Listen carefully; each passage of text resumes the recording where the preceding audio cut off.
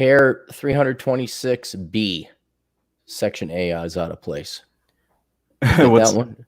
I said Section 3, Hair 326B is out of place.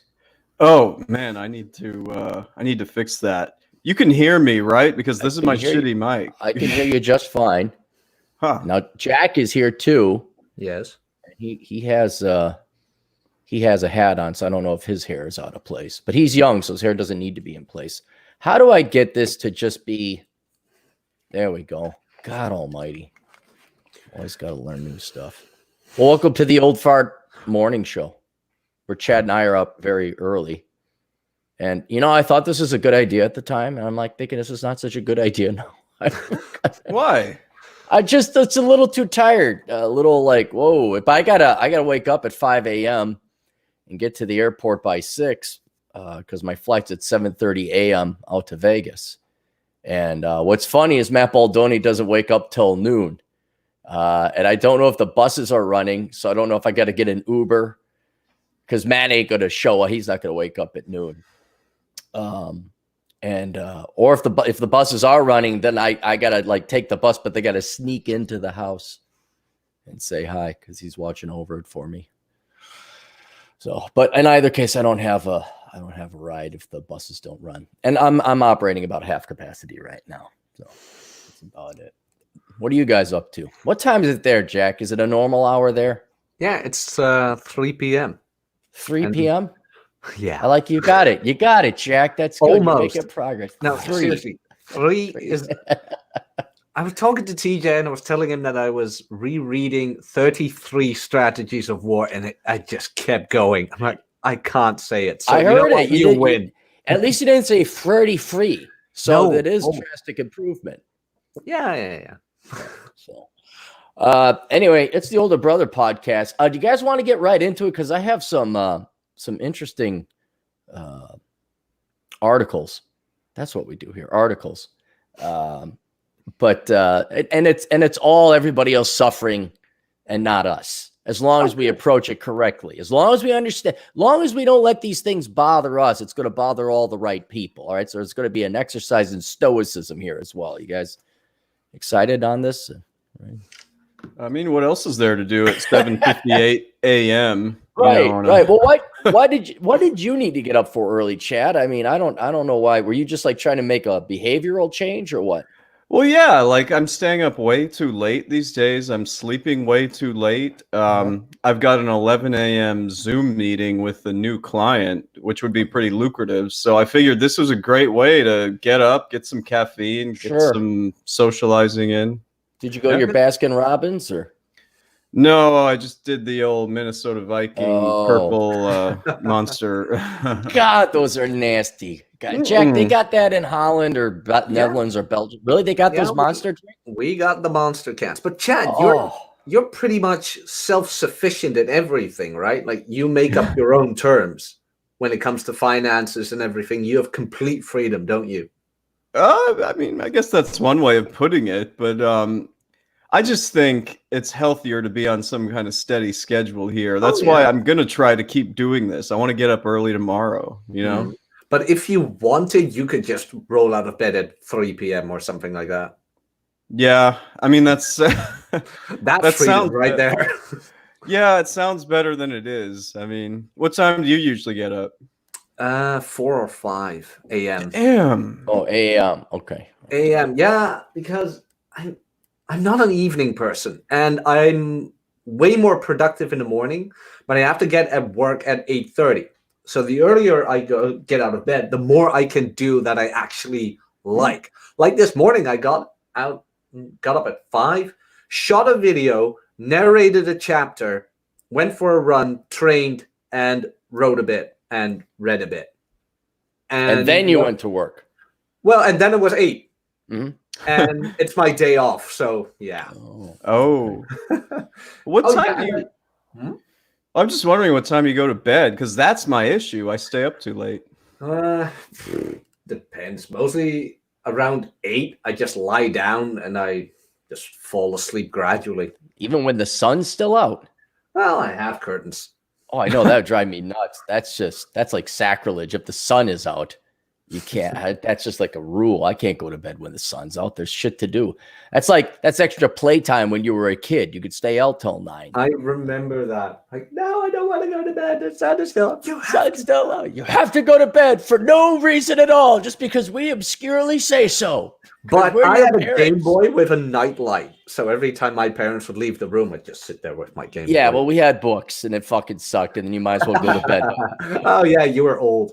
Yes, I was old. This was before. God, I think, the Game Boy was the first handheld. And that was, I think, maybe I was even in college by that time. I don't know. That is some good old-fashioned engineering. You know about the Game Boy that survived the Gulf War? No, what happened? Was it in Iraq or something? In New York. Okay. There is a Game Boy that survived the Gulf War. It was in an explosion. Like, it completely melted, but the screen still works. Okay. And you can still play on it. That's just amazing. It's in a museum in New York. I don't know which one. Must be a pretty bored museum if they're stretching that for, hey, this is the Game Boy that didn't blow up. I think here's the bowling ball that was kind of not round. I'm expecting other exciting museum pieces like that. This isn't exactly the Smithsonian, I presume. Nah. No. Okay. Yeah. Anyway, Jack, no, you trust me, from a veteran who like had it all and I could sleep until whatever. Yeah, it's great for about maybe a month at most to sleep until 1 or 3 in the afternoon. Yeah. And then you feel like this welfare collecting piece of shit, degenerate scumbag who just watches daytime TV, and you're disgusted with yourself. Mm-hmm. Some people aren't. Some people, they're welfare bums. But if you're you don't even have to be a hard worker. You just have to have the slightest bit of self-respect, and then you feel disgusted with yourself. And then that's what I've been having problems handling with lately. Well, what about, can you handle the late night stuff? That started to get to me too, where all of a sudden you're 2 a.m. and you're like, no one's around. See, I'm getting to, I was enjoying that way too much. It's quiet. There's not any distractions. I can read the stuff that I haven't had a chance to read during the day. Okay. So I'd say up till 2 or 3, get up at 11. And that's just not the best way to go through life, I think. Well, what about, I don't know what it's like over in your neighborhood there, Jack, but I mean, at least you have bars that are open till 4 a.m., right, Chad? Well, yeah, but we can't go to any of them, Well, not now, but I'm just saying in general, once we go back to normal. Yeah. TJ, Chad, I hate to admit it when the boys have it right. And TJ, and I think Jack and TJ were on it, and TJ, no, it was on Masculine Geek. TJ said, social distancing will never go away because girls are going to use it from hence on to get to basically to refuse men if they get too close, or to get rid of ugly men, or he wasn't practicing social distancing. Like, this is now going to be part of not only the lexicon in our vocabulary, but this is going to be a new concept, a new quote weapon that women will use. Like, he wasn't practicing safe social distancing. And I'm just thinking, like, he may be fucking right. He might be right. I think that's an astute observation. Actually, I hadn't thought of that. Well, what are they calling it over in Europe, Jack? Is there a Belgian word for it? Or what? I'm not even kidding. They're calling it the 6 foot society. 6 foot society. Yeah. They're tall out there. No, as in the distance you need to keep. Right. That's an awful lot of acronyms. Yeah. Although I guess social distancing has the same amount, roughly. Yeah, but I'm translating it for you. Like in Dutch, it's called the 1,5 meter samenleving. So, is that all it's called? Yes.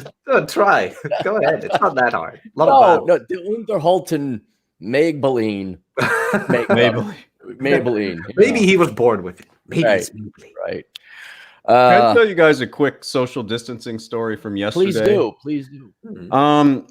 All right. I've already bitched about this on here, I'm sure. So I'm running around. We went running. You remember the route? We went north, then east, then south, and then we turned back west. So I'm just about done with my run on Leland. Were you on Ravenswood?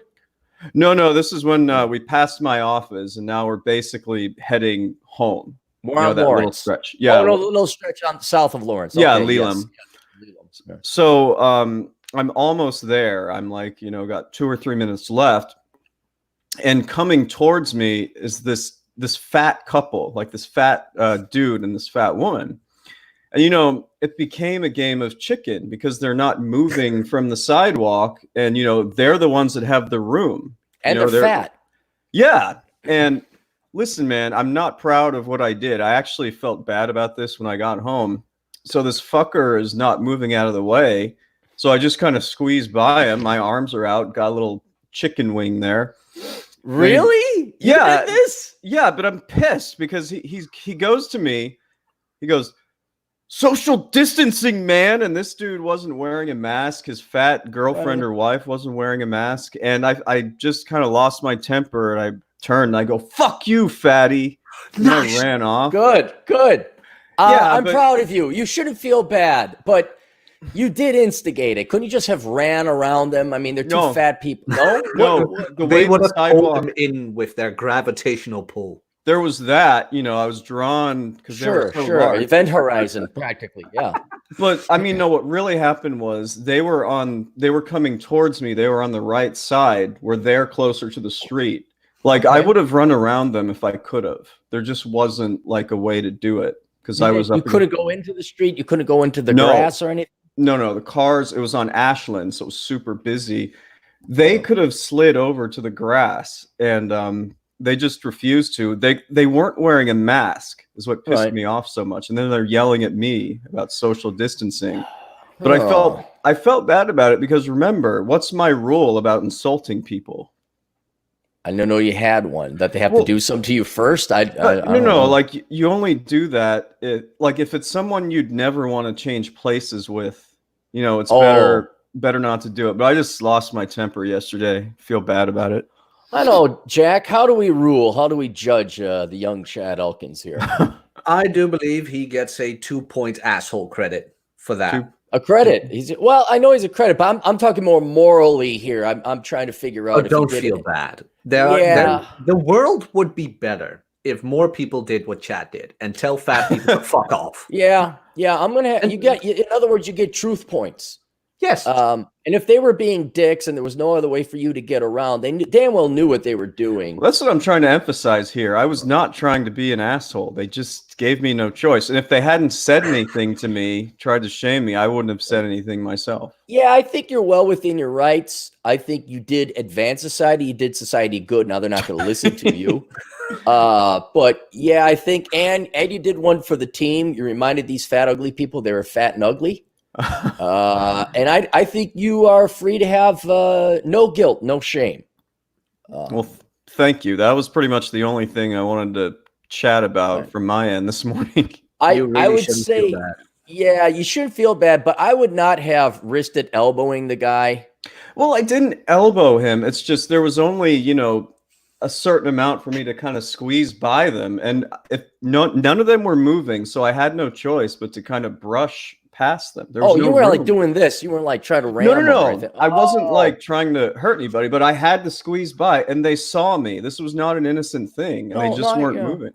Okay. So, no, then you're totally within the right. I thought like you rammed them a little bit. And I'm like, well, that could get you assault if they're really finicky.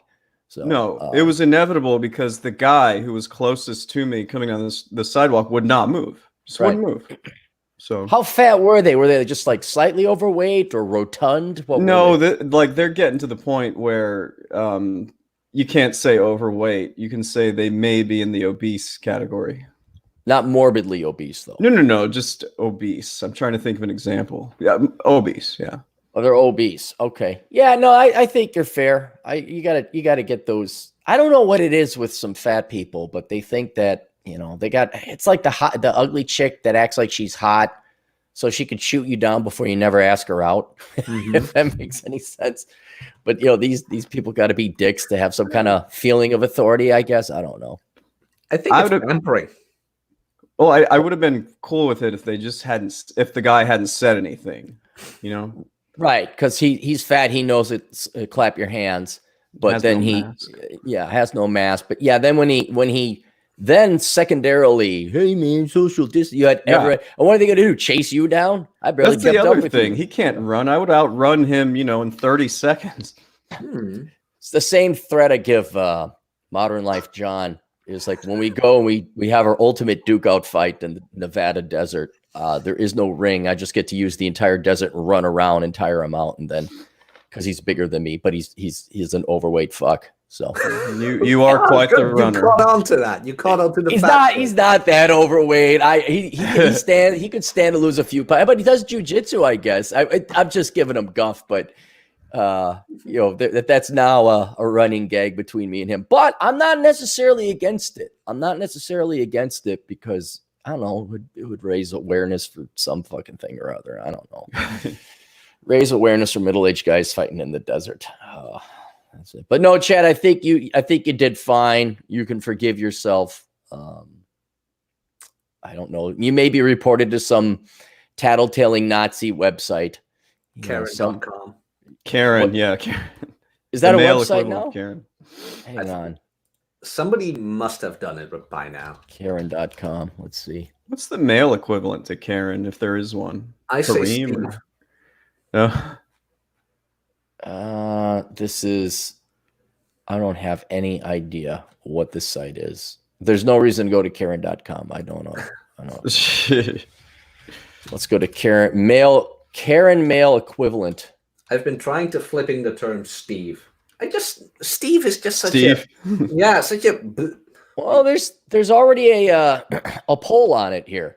Oh, Here are the results. Kevin. Nah. Kevin, huh? That's not like Kevin from sales. It's already Kevin from sales. Oh, we all like Kevin from sales, even though he's banging our wife. yours, maybe. We're not into that. Todd. Yeah. Chad. I feel like it has to be 2 syllables. Karen, like Aaron and Karen. See, but Karen has that, like when you picture Karen, I picture an overweight baby boomer woman. With the haircut. With the haircut. I mean, it's a Chad. Chad already has that dude bro thing. Greg, maybe we know a Greg, and he doesn't fit that, but Greg is kind of I've known some cool Gregs. What's the name? Brad, Kyle, Steven. Steve. What do we got? Let's go Awesome. to CEO. No. That's the Mexican equivalent. Where's our moderator? Oh, he might actually be sleepy. Greg, Brad, Kyle. Oh, here's Steve or Carl. Carl, maybe. Carl. Someone votes for Steve again. Mark, Jerry. I like Jerry. that. Gary, Larry, Daniel, Jared, Richard, Kenneth. Oh, Kenneth. That's Kenneth. not bad. Kevin. Kenneth. I think Kenneth might be the one. There's a Reddit thread about this. That's funny. Yeah. I think Kenneth might be, but it doesn't matter. So, anyway, Jack, you got to get going here on your own show, right? I shifted it over to tomorrow. You I didn't- uploaded my own video, and now I can stay longer. Oh, okay. All right, good. Well, let's get to this. Chad, I know this is going to hurt you. From Newsweek, an emphasis on week. Dr. Fauci says football is perfect environment to spread coronavirus. Are you going to be okay with this, Chad? Man, I was just telling my parents the other day, this silver lining of this quarantine, I really, truly don't care about the sports balls anymore. It's good. I'm glad to see that progress, that beforehand, even when sports ball was playing, you kind of got rid of it, and now you're perfectly fine without it. Sure, there's other ways. I mean, like I tell Jack, I still like bad European soccer teams, but, beyond that. I like the Netherlands, I think it's the lacrosse team. Soccer. Is it soccer? Yeah, the orange. Which is the orange socks. The great one. But hey, Jack, why do you got a look of quizzicalness on your face? Don't you know the Netherlands soccer team? Yeah, I was confused by the lacrosse thing. I didn't even know we had one. Well, maybe it's Netherlands women's soccer team. Oh yeah. If you just in Europe, it's called football actually because you play. Yeah, football. Germans went that way. Go that way, Hitler. Oh, shut up. Those stupid Americans. Yeah, John Cleese has a great bit about that, by the way. Now, is it spelled football or is it spelled FOOT ball? Football. F-U-T. F-O-E. F-O. Yeah. Netherlands women's football team. Yeah, If they're you're in hot. Mexico, it's with a U. Football. Football.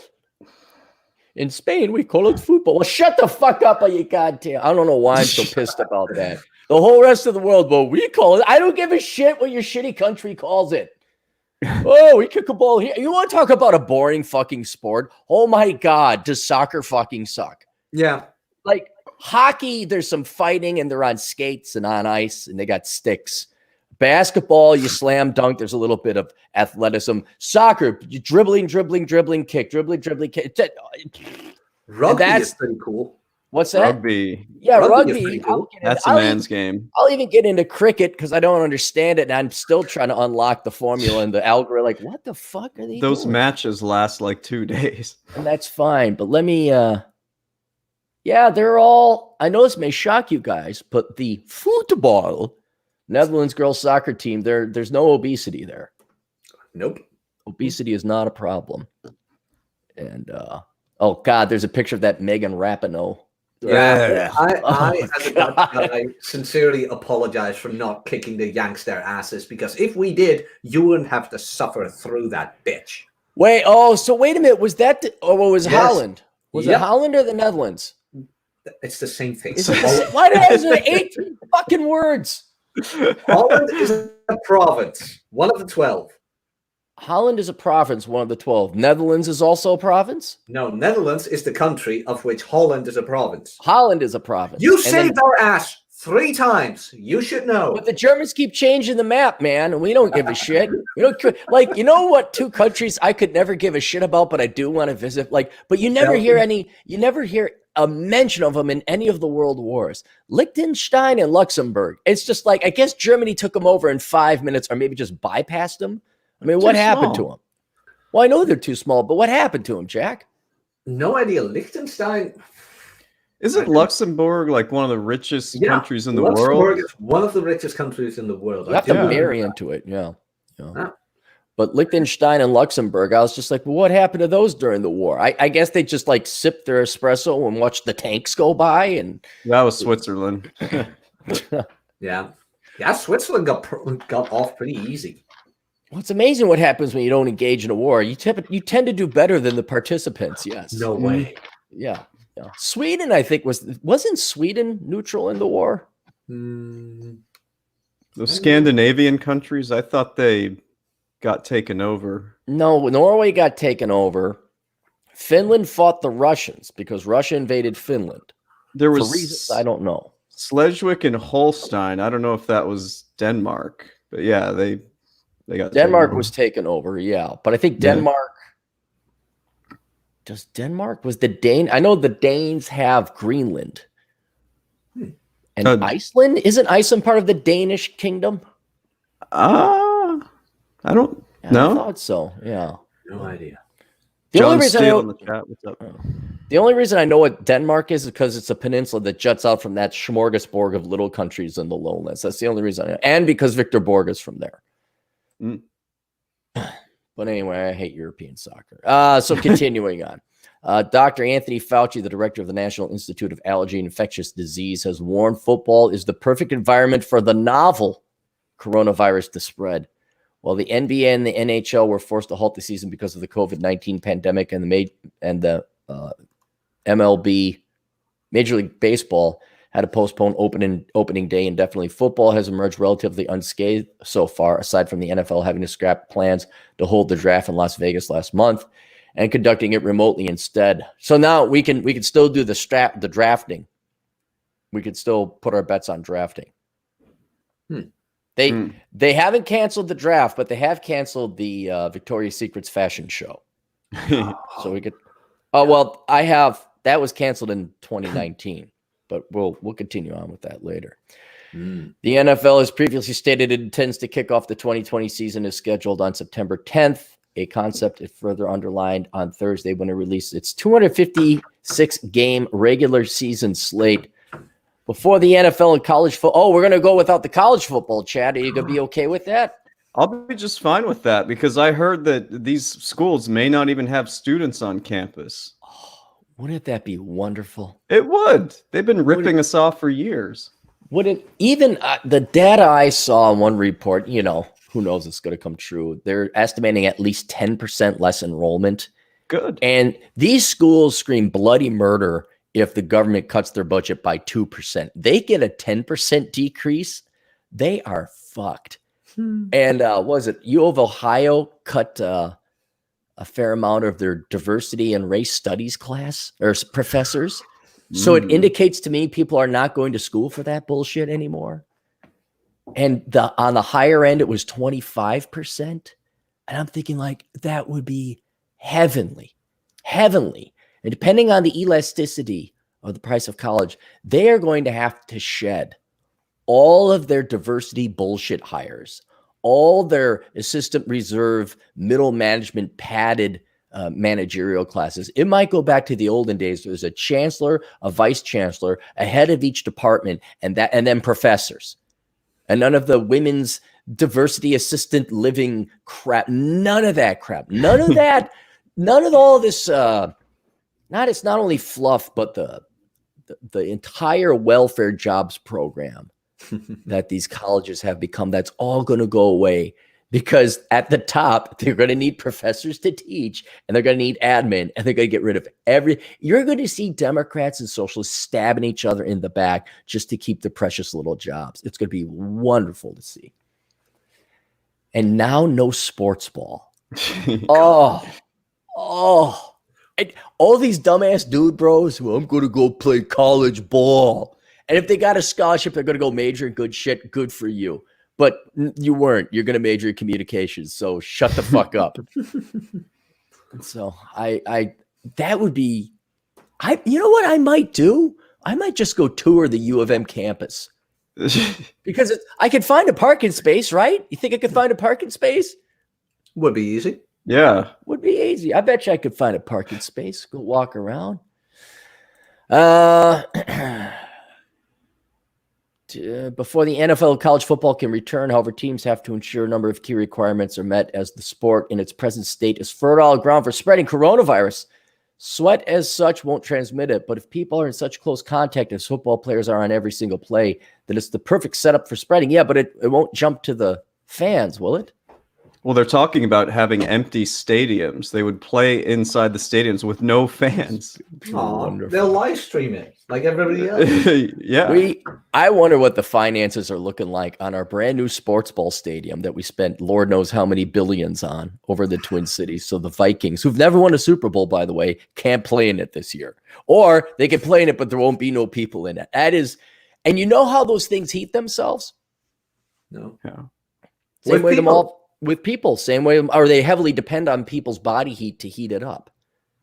And I don't know if you guys knew this, it's kind of cold in the Twin Cities. So I'm wondering what the temperatures are going to be, come winter time. Oh. Is that an outdoor stadium or is it? No. And this is we're not. Oh, Cappy, go on. Sorry.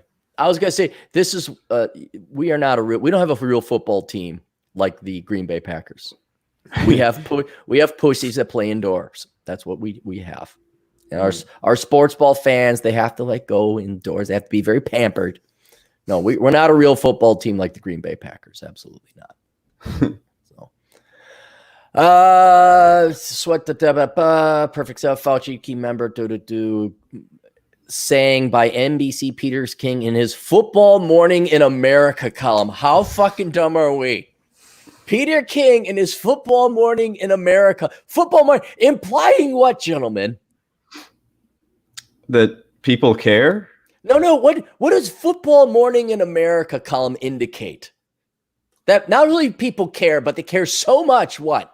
That somebody made it a job to write a column about it. A column, but listen to the title, Football Morning in America. What does that imply? That people wake up and listen to this stuff? Right, and you have the morning weather, and then you have what? The evening weather. The evening and the nighttime. There might be three more, football afternoon in America column, football evening, football night, late night football in America, because you're all a bunch of fat, bloated pieces of shit. Man, you know what, Chad? I'm hoping to God that guy was like a Bears fan. Okay, I'm hoping that guy that you ran into was a Bear fan. Dude, there's no doubt everybody here is a fucking Bears fan, even though they suck. And his life, if you allow yourself to dream a little bit, that guy can't wait to wake up in the morning and read Peter King's Football Morning in America. Hey, you guys want to look up Football Morning in America with Peter King? Yes. Oh God, let's do it. There's a show called NFL Live that's like an afternoon show. This thing will last 2 or 3 hours on ESPN. I've seen it. No, say what you want about the Yanks and football and things like that, but the whole community around it, we don't have that here. Like, I see some of these dude bras in the sports team, and sometimes I do think like, that's pretty neat, that whole community thing surrounding it. The brotherhood when your team goes out.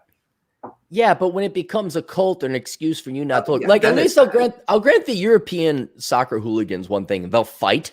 Yeah. Okay, they'll turn up a fuck. car. American men who might maybe like hop on the bus and like lift themselves up. Peter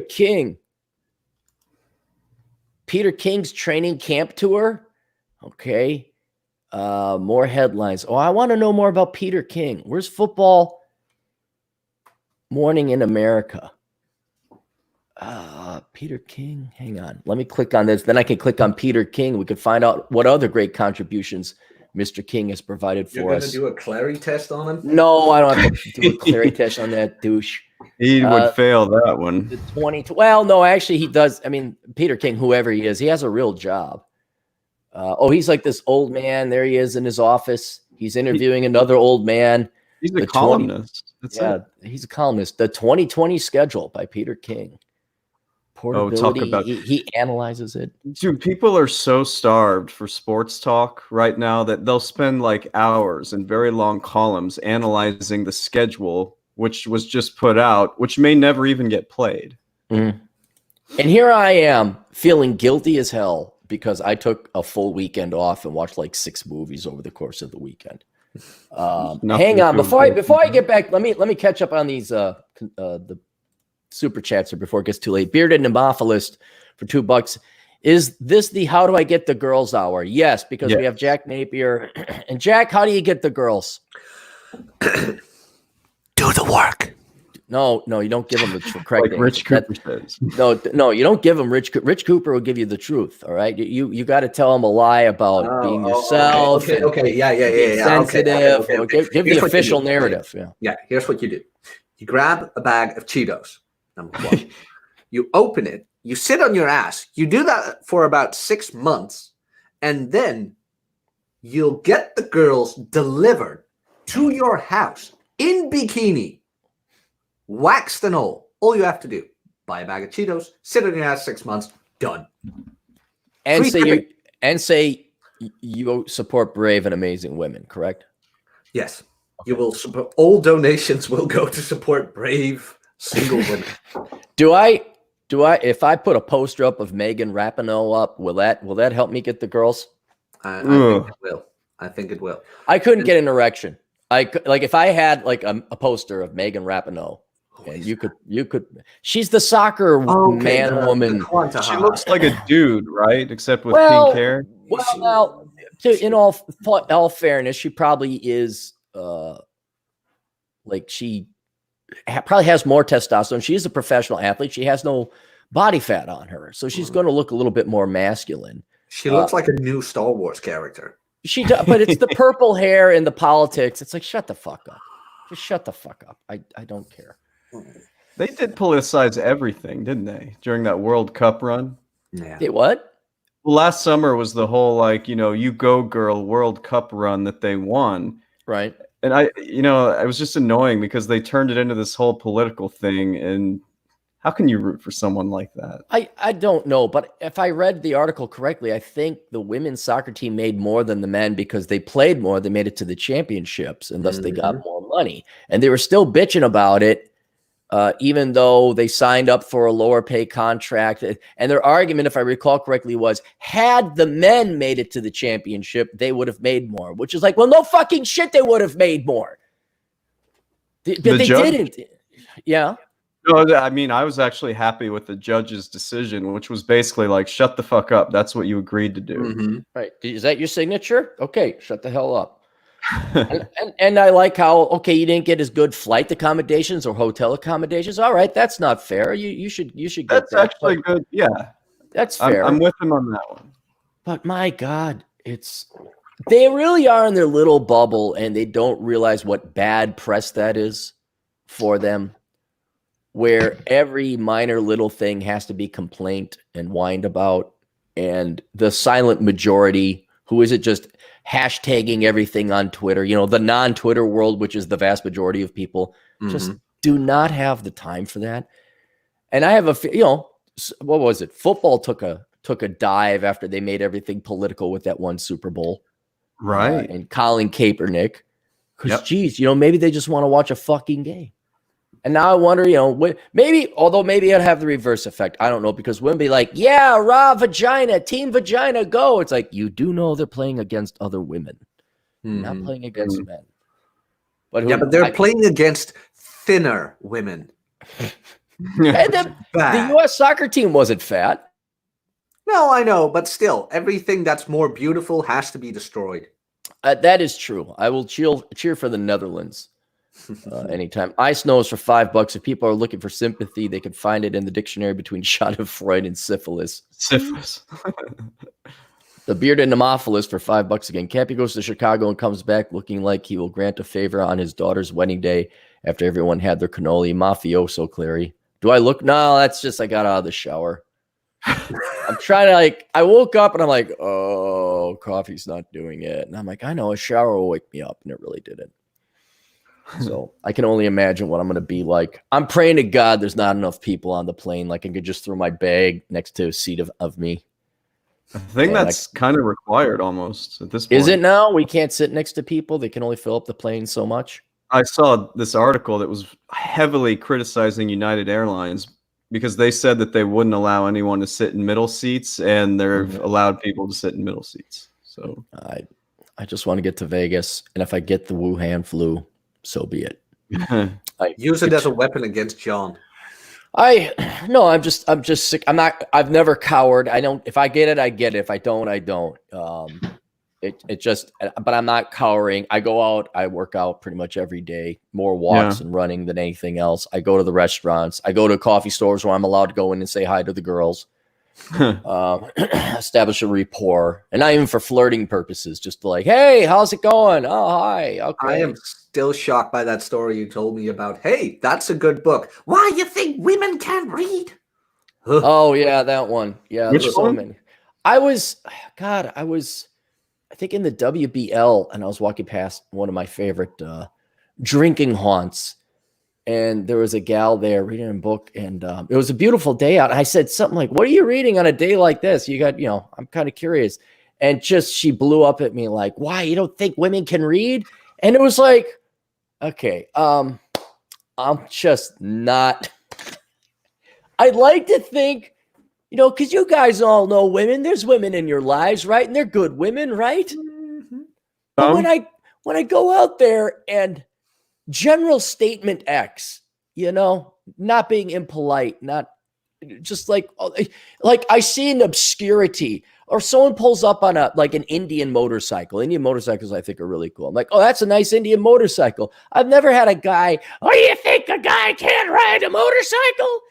And it's not common, but it's enough where a mere polite, civil interaction with a member of the opposite sex. That was one of a bit more extreme, but I've told the other one where I was at Muggs Coffee in Fort Collins, waiting for the great one to get back from work so I could crash over at his place. And I was working and writing, and they have metered cars. So there's a young gal who's sitting next to me. Seating came at a premium. And I said, say, can you watch over my laptop while I go move my car? She said, sure. Went out, moved my car back, came back. She moved down several chairs. And I was just like, it's like Brian for Family Guy. I'm not going to rape you. It's just like, okay, all right. I give up.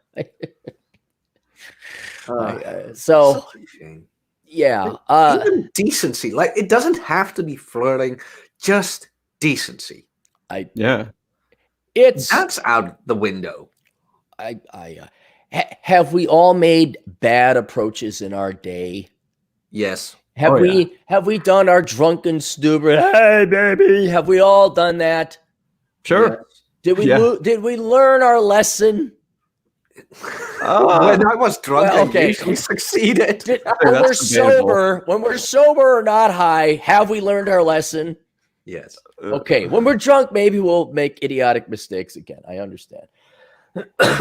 But just, hey, what time is it? Like now, any interaction, and I'm afraid if the girl is too good looking, I'm talking like a 6 or above, they're immediately going to, and maybe they're legit, maybe they're right, because every guy that has talked to him before is hitting on him. Now I'm like, okay, I just can't talk to a girl unless she's ugly. You know, even if it is, say, are you moving your car so I could take that parking spot? You know, hey, how long are you gonna be here? I got to get some gas. I'm just kind of scared now. Where not that, oh, this guy tried to rape me or anything like that, but just the vehemence and the hatred. I'm kind of like, you know what? What was the first thing you talked about on this show? Was how soon that the 6-foot rule, social distancing, that will be a weapon used against bad approaches. Well, but that was TJ, and I think it was about good-looking girls using it to get rid of men so they don't have to be inconvenienced by them. But maybe that's what it is. Maybe so many men are hitting on these women, though I don't see that happening. I guess day game or approaching in public is gone. But now maybe it's the indoctrination, maybe the programming they got in school that anytime a guy talks to you, he wants something more than what he's saying. And maybe that's colored their judgment, or that's the lens they view everything in, is it's a threat, or the guy is, you know, it could be, hey, you're standing on my foot. Could you please get off my foot? And it's just really like, one, when they're that vehement, there's no way to talk to people, no way to socialize with them. But they give such a huge disincentive that now it's not that you're scared. It's like, why even get involved in something like that? And it just has done no favors on a granular and anecdotal instance for men and women. But it only takes 3 or 4 of those before you're like, okay, something's wrong.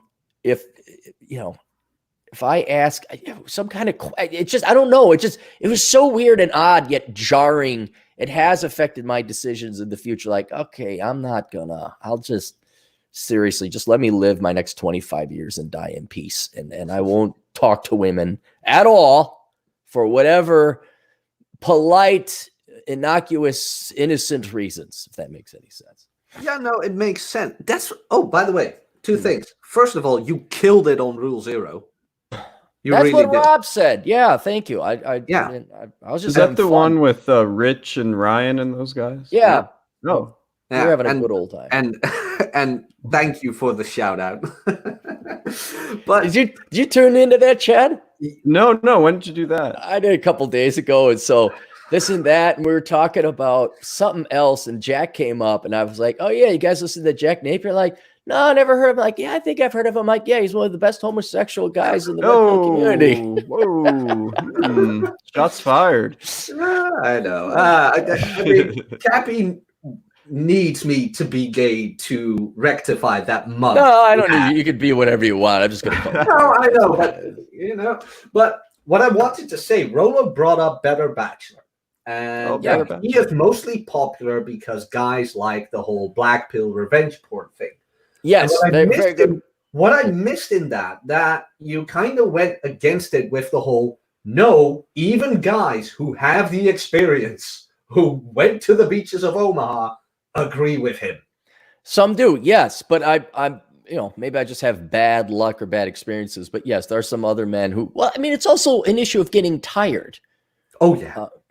It's the 50-50-25 rule where 50% no equals 50% show equals 25% go. But the real stats, basically 70% of the women would say yes to a date.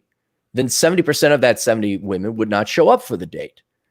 And that just gets tiring on its own. And then when you're yelled at, or let's say you want to flirt with a girl and you ask her, say, what kind of drink is that? Is that the worst thing? And apparently it is now. Apparently it is. But you take your previous dating life history, and that probably has taxed you and burnt you out. You only have a certain amount of fuel, I believe. You expend that in your 20s, maybe your 30s, your teens, certainly. But after a while, old men, you notice how like all those guys on the red Rule Zero, like they either have a girlfriend or they're married, but all of them don't chase anymore. They're like, fuck it, they're retired, because it's a pain in the ass. It was a pain in the ass when girls were relatively receptive. Now, I don't know what it's like. I mean, now, Chad, about the only way is online, I guess, because that's an appropriate venue by which to approach women today. So we had you swipe on my Swipey app there for a little bit. You remember that? That was difficult. I was swiping the wrong way. I was giving Chad hot chicks and then throwing away I was giving him the fat, ugly ones and telling the hot ones to go away. I had the left and right wrong. Can you imagine if you'd had to initiate a conversation with some of these, come up with a line? Right. And it's, especially at this age, Jack, you're about younger, but Chad's roughly my age. Chad ain't got the energy for it. So it's not necessarily the black pill. We call it the retired pill. You just don't want to do it anymore. Your testosterone isn't as high. You've been there. You've done that. You banged enough. Now you want to just like, nah. Even like Watson and I even agreed on this. We were like, okay, if we make it to 30 by 30, and we're almost there. I looked at him and I'm like, I think I'm just going to delete all the dating apps. He's like, yeah, me too. Like 30 by 30 is like bragging rights. Nothing more like, thank you. I know. Like the end of the rainbow, there's nothing there. And we know I know a guy who wanted to do 100. And this guy was up to like the 50s maybe. And even he threw in the towel, said fucking, and got married. Because it was, and this guy buy a rope. Well, yeah, but this guy was like a player. I think whatever he made up for, he more than made up for. But even and he's a little bit younger than me, but he threw in the towel. He was like, I'm done with this shit. But I think you and Watson are right. I mean, so what? You get 28 by 30. What's the extra 2 going to do you? Nothing. Like maybe an extra headache or a sleepless night. But yeah, I told you that story, right? No, sleepless night one. No, there is one girl I had a date with, and we got funky, but we didn't do the deed in and of itself because it was getting late, and I was like, would I rather wait 10 more minutes, maybe 30 minutes to go for another round, or go to bed early? I just chose to go to bed. Go to bed. I'm like, you know what? I already had my fun. I'm going. Bye. No, and Rollo is right. It is like meat. It's red meat thrown to the black pill community. But for those of us who remember it, oh yeah, it's great. Now, one criticism I'll give Better Bachelor, though, I think he knows what he's doing, is a lot of those articles come from the British tabloids, which are all bullshit. And so, I'm sure there's a seed of truth, but a lot of that is made for sensationalism and salaciousness. And even he's admitted that. But some of them are not. And even though it is meat for the black pill, you still need that guy going up and digging up some articles and reporting back. Now, maybe it's the more extreme version of some unacceptable behavior. But it's got it. The stories keep coming up. They keep coming up. And it's like, geez, it's not the majority, but this happens. This stuff is real. No. There's an element of truth in it. And I think the most important thing is not that they all will, but you have to know that they can. Right. Because a lot of guys go in blindfolded and then all of a sudden, I got divorce raped and I don't know why. Right. Well, there's enough information out there. I won't say every woman will, every woman can. And that in and of itself is bad enough. Right. The vast majority of my dating experiences were not something you'd read out of a British tabloid. It wasn't like Chad's Cuddle Wookums episode, though I did indeed have my own Cuddle Wookums in my past. But it's like, oh yeah, you got to look out. The vast majority of Muslims are not radicalized terrorists. but a certain percent are. And if one visits your neighborhood, you got, it's kind of like you need a wise, guarded pessimism, or cynicism, just a little bit like, okay, yeah, the black guy with his pants down by his knees, yeah, he could be a Harvard rocket scientist. He could, but you know what? I'm just going to assume not. And I'm not going to walk over to the street because he's flagging me down for something. I'm going to assume he's not trying to sell me Christ. He doesn't have a great business idea. I'm just going to like skip that guy and stereotype a little bit. Jack, one for you. Ooh. Dutch lady. Aint Joven. It's called Aint Joven, by the way. Okay.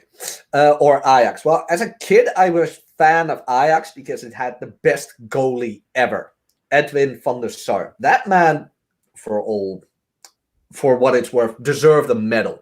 That was just the greatest goalie the Dutch ever had. And that was when I was young and before I found other interests, and now I don't watch it anymore. So you mean the ball still goes back and forth with the kicking? Yeah, the ball still goes back and forth, but now they don't have as good as a goalie as Van der Sar. So. Did sometimes the score get up to 3-2? Yeah, it did, I think. Did they cancel the Dutch league like they did in other European countries? I have no idea. I'm sorry, Chad. No, that's okay. I mean, I really don't. The competent man with some wisdom or knowledge is World War II. Liechtenstein remained neutral. Thank you, competent man. Let's scroll here. Take this one, Chad, so I save my voice. Dr. Cohn Blog, $5. Sweden and Switzerland were neutral. Finland sided with the Germans until 1944. Iceland shared a king with Denmark, invaded by Germany until 1944. So I was not too off in my knowledge. I didn't know Finland sided with the Germans. I thought the Soviets invaded Finland because for other reasons.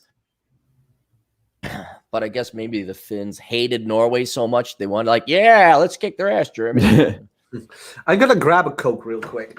All right, have fun. All Coke right, Zero, where it's at. I was gonna go fetch one, but I didn't have time.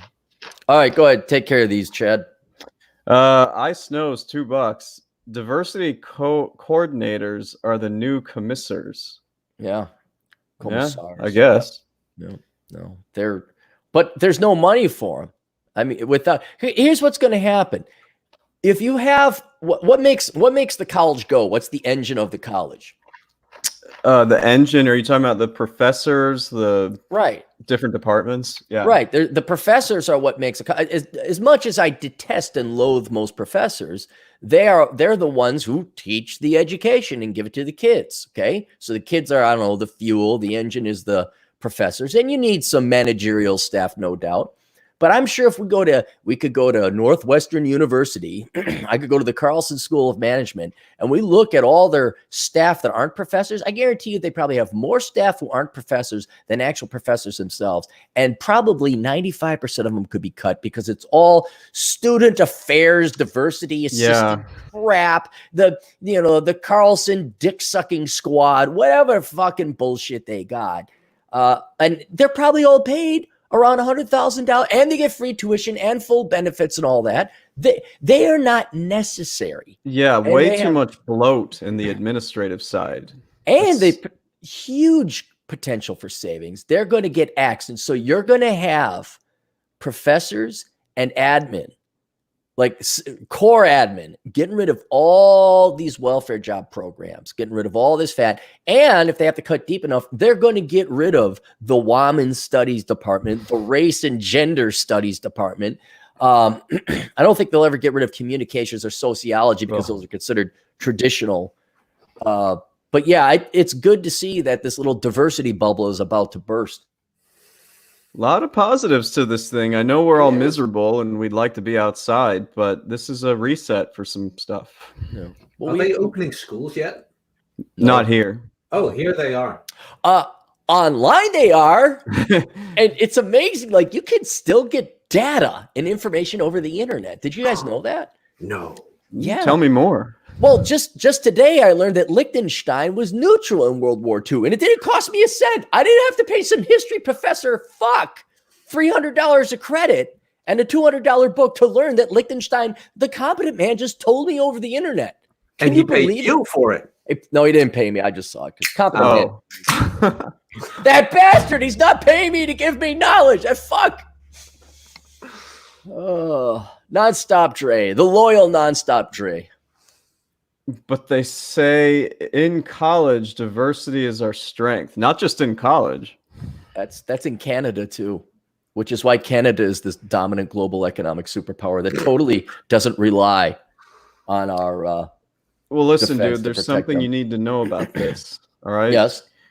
Dre is a tall, good-looking dude who gets all the girls. Black man too. Remember his penis is super huge. Biggest penis. You can see it from outer space, right next to the African Rift, or what was the Nile? No, not the Nile. Although I guess you could see that from space too. Isn't there like a big valley you can see from space in Africa? They claim you can see the Great Wall of China. Well, throw in Dr. Dre's or Nonstop Dre's dick. Okay, throw it in. Things you could see from space. Judd Grover, $5. My favorites, Clary, Elkins, and Napier, aka the three Bromigos. What do you guys think about the Boondock Saints? What are some of your guys' favorite films? You know, I never saw that one. Never saw it. Is that a Marky Mark film? You guys didn't see that? No. I haven't seen it yet. It's a good film.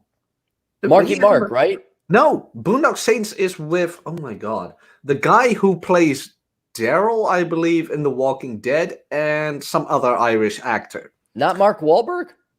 No, not Mark Wahlberg. What am I thinking? No, it's about, you guys don't even know what it's about, do you? It's about like the Irish terrorist. Is that what it is? No, it's two vigilantes who raid. Oh my God, what happens again? For some odd reason, they find themselves in a situation where the mob is after them. Ooh. Because they're in their own bar, and the bartender owns money to like one of the coke dealers. But since it's their favorite bar, they're like, no, you are not taking away our bartender, because then our bar will close. So they kick the guy's ass, and well, trouble ensues. Oh. And it's in Ireland? I think it plays out in New York, and they are Irish. I think. Oh. And how long ago did this come out? Oh man, that's the 90s. So no politics. Oh. Right, maybe I have to take a look at that. Yeah. Maybe we'll watch it. I don't know. I'm gonna be hiking in Moab. Oh, you're gonna do that? Yeah. I gotta contact. There's a hiking club out there, and I gotta call them and see what's open before I commit to a hotel. But I found a pretty cheap hotel out there, and TV. I'm just gonna be hiking. It's in Boston, by the way. It's in Boston. Okay. All right. Makes So there's sense. Irish there. Okay. All right. Nonstop Dre, $2. What would happen if sports ball was gone forever? You know, probably nothing in the big picture. I don't know. I don't know if that'd be good for society. I know sports ball overall is bad, but you should at least have some sports and athleticism. Gladiators. Gladiators. Well, yeah. We lose a lot. Well, what do people have to live for? I mean, let's not selfishly think of ourselves where, you know, we need intellectual stimulation or something a little bit more than dude throws ball over there, guy kicks ball back or anything like that. What would the vast majority of people live for? Politics? Ooh, see, that's even worse. Yeah. Or religion or food. Like, you take away their sports ball, what is the rank and file normie conforming inferior going to do? That is a good point. Their job. Yeah. So I don't know if it'd be a good thing.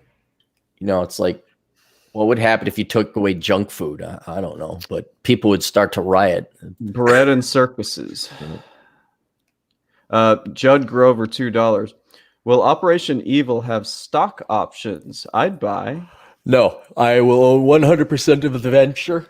It will not be publicly traded, because then I'd have to disclose my operations.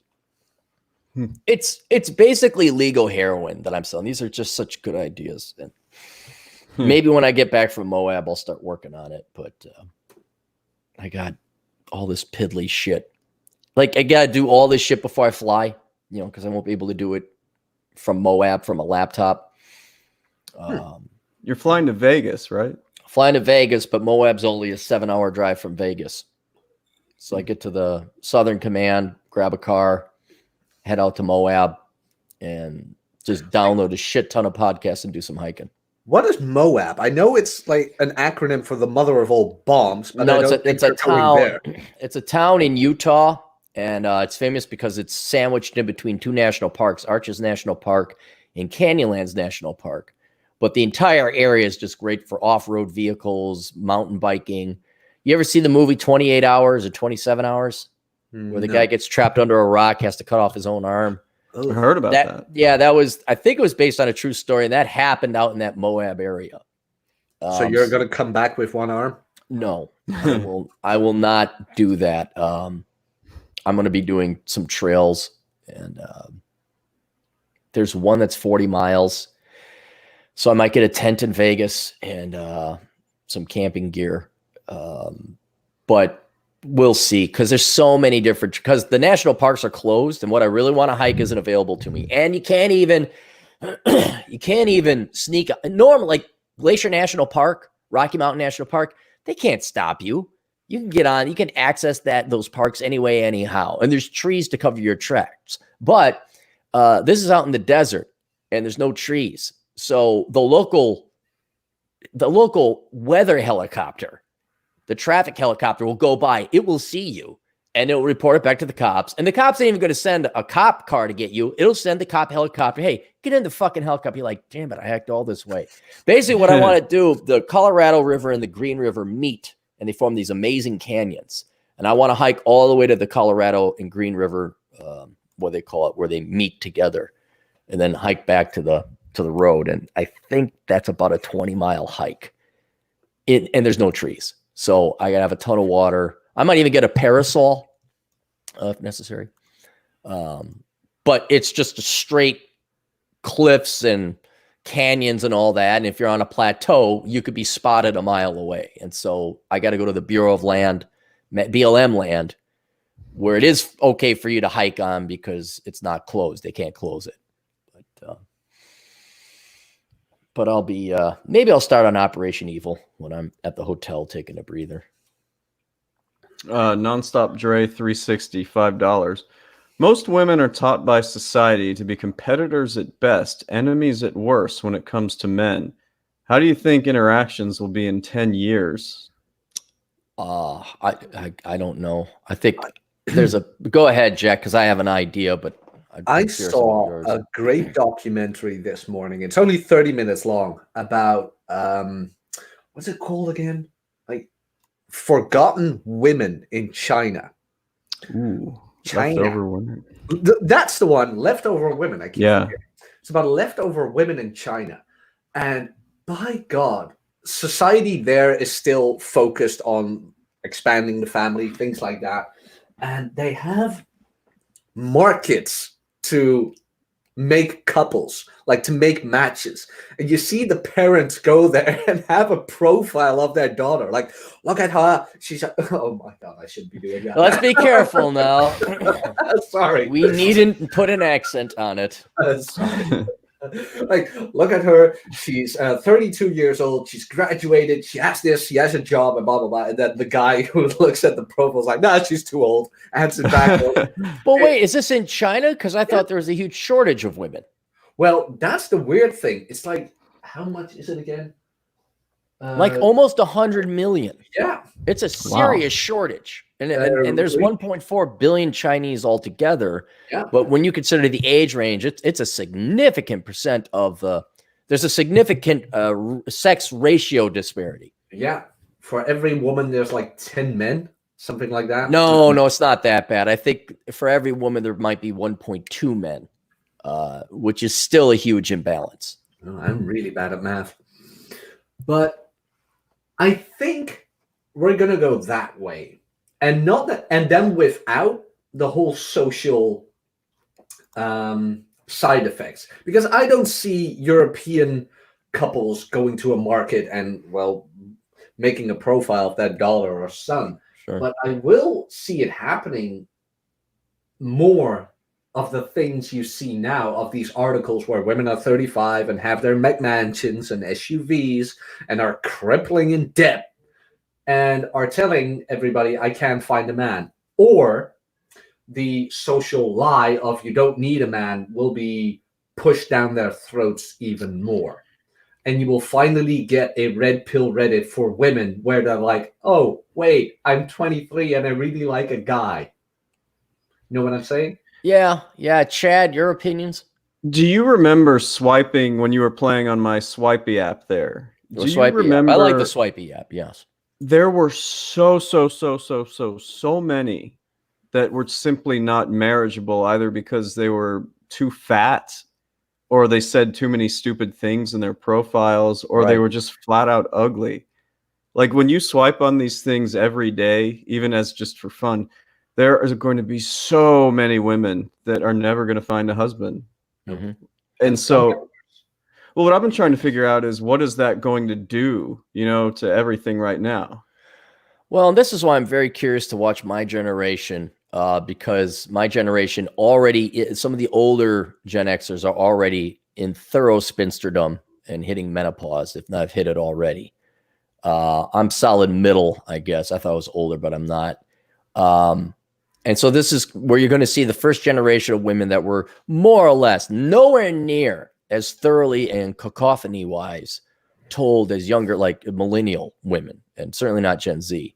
But now you've reached the promised land, ladies. What are you going to do now that a significant percentage of you have subscribed to this political philosophy that you don't need men?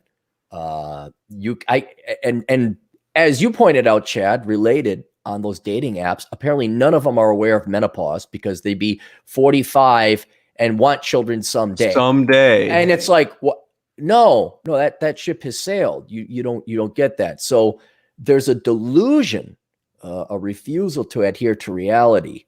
And I have no idea what's going to happen in the future. But if we look at the trends that are happening now, the propaganda and the brainwashing is going to continue. Mm-hmm. And I think we're just going to see a furthering of what's already happening. Men are going to retract from not just the dating and marriage markets, but they're going to probably retract. Like they're going to go self-employment. They're not going to go like Chad, like you. I'm not doing corporate. You guys are hiring people based off of vagina, not who's the best. Men are going to continue to divest and remove themselves from women. The interactions will go predominantly more and more online. I think you will find a normalization of digital relationships, most of which not really being relationships, just being, this is my internet webcam girl that I donate money to. That's going to be the lion's share of it. There may be romances, digital relationships online. I don't think because men aren't really interested in that much. You'll see fewer and fewer men propose, fewer than there are already. Later marriage ages, average age people get married. And I think women are just going to double down because I used to think that brainwashing was not effective, and now I'm thoroughly convinced it is. And I think the next Gen Z women, unless somebody wakes them up, they're going to just be as bad and worse than the millennial gals. And you're going to see, competitors at best, enemies at worst. What I have a fear is that you're going to see a trend where, you got women need resources from men. That's how the nuclear family worked. Men made the resources, women took the resources and raised a family with it. It was just as an important job. Women still need the resources of men, so they're going to get that through government checks or divorce. And what I'm fearing is they're going to make what has traditionally been acceptable male behavior increasingly illegal, and that you could be sued for it in civil court to get more money. In other words, it's human nature to always want more, and a government check and divorce. Let's say you're never married. Well, how do you get more resources from men? We could say there's going to be a bachelor tax of some kind. Mm-hmm. I don't know if it'd be an explicit bachelor tax as much as we'll jack up the progressive income tax, and we'll give more child credit to single parents or single moms. But I have a fear there's going to be an attempt to make male behavior. They're already trying to call male behavior toxic. When is it going to become illegal and then suable? For them to get, Bobby, it's 2030 and Bobby didn't keep his social distancing. Well, now Bobby's arrested on a petty misdemeanor or a misdemeanor. Well, you don't get arrested for petty misdemeanor, whatever. Bobby, he's got to call the court, small claims court. Now Bobby's got to pay Amy because he didn't maintain social distancing and he's got to pay her $500. Orwellian as that sounds, that's why I'm seeing happening, or at least where the trends are going, because it's not all of it, but one of the main driving forces is to get resources from men. That's been divorce court, that's been family court, it's government. And without marriage, you can't get divorced. And so I think there's going to be a push or an incentive to find other means to extract resources from men. And that's why I think normal male behavior, which may be rude and incorrect, granted, but not criminal. Again, look how they're trying to redefine rape.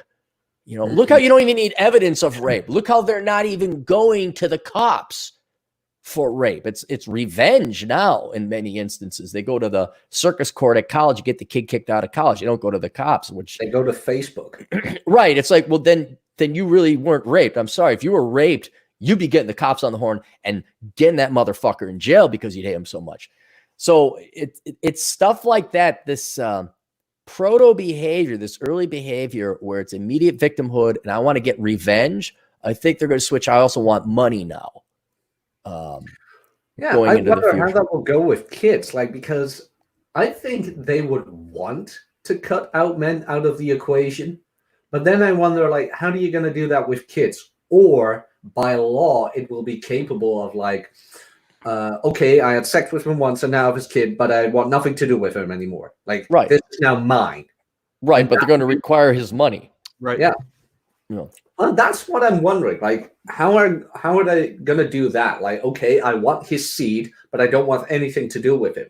There's sperm banks. Sperm banks, yeah. But how many men are going to donate to that? Well, it doesn't matter. Dude, do you know how many men will have sex with these women as a surrogate father? Oh, God. I mean, never forget the army of simps, okay? Hey, look, everybody listening right now, we have 79 people listening because most people don't know the Older Brother channel exists. So, guys, tell all your other friends to tune into the Older Brother podcast and to subscribe to this channel as well. Everybody listening has to realize we're really like the Avengers. We're like these pretty kick-ass superhumans. We're rare. But for every one of us, there's a million fucking simps. Maybe 10 million, maybe 100 million simps. There's only a few of us, Avenger types. Okay? And there's plenty of guys that have given the opportunity, impregnate you and I don't have to be the dad? Okay. And then 10 or 20 years later, all of a sudden they're hit up for child support. So there's getting access to sperm, getting access to a child will not be hard. Getting access to men's money without being married and divorced, the divorce market is going down because men are getting married less and less. And men, let's just face it, men got less money now. Yeah. Between student loan debts and the crappy, especially this economy, but this is a temporary fleeting environment. But as less marriage occurs, I think, and women, strong, independent, don't need no man, fish, bicycle, as they collect government checks and have jobs, welfare creation programs and nonprofits and government jobs and all that. I don't think the money will be enough. And without a child to extrapolate resources out of a guy, of course, this is not all women. This is your more. This is the government.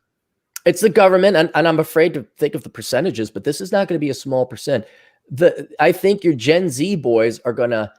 They're not even going to have to get a woman pregnant. It's not even going to be that. It's going to be more affirmative action, more corporate hiring, but there's also going to be.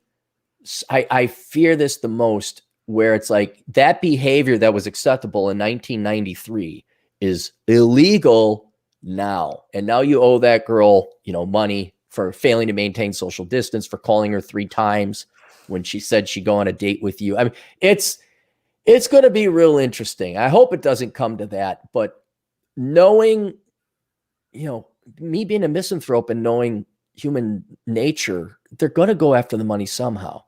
And I don't think they're going to, I'm going to be curious how it's going to play out, but I wish it would get better. I wish there'd be like some cataclysmic black swan event, you know, like coronavirus, that would all of a sudden women are like, wow, wait, men are necessary. And maybe they have their own thoughts. And I don't see it happening. This has only lasted 2 months. The programming has been going on for 50 years. So I don't think, I think interactions will worsen or lessen. I don't think they'll improve.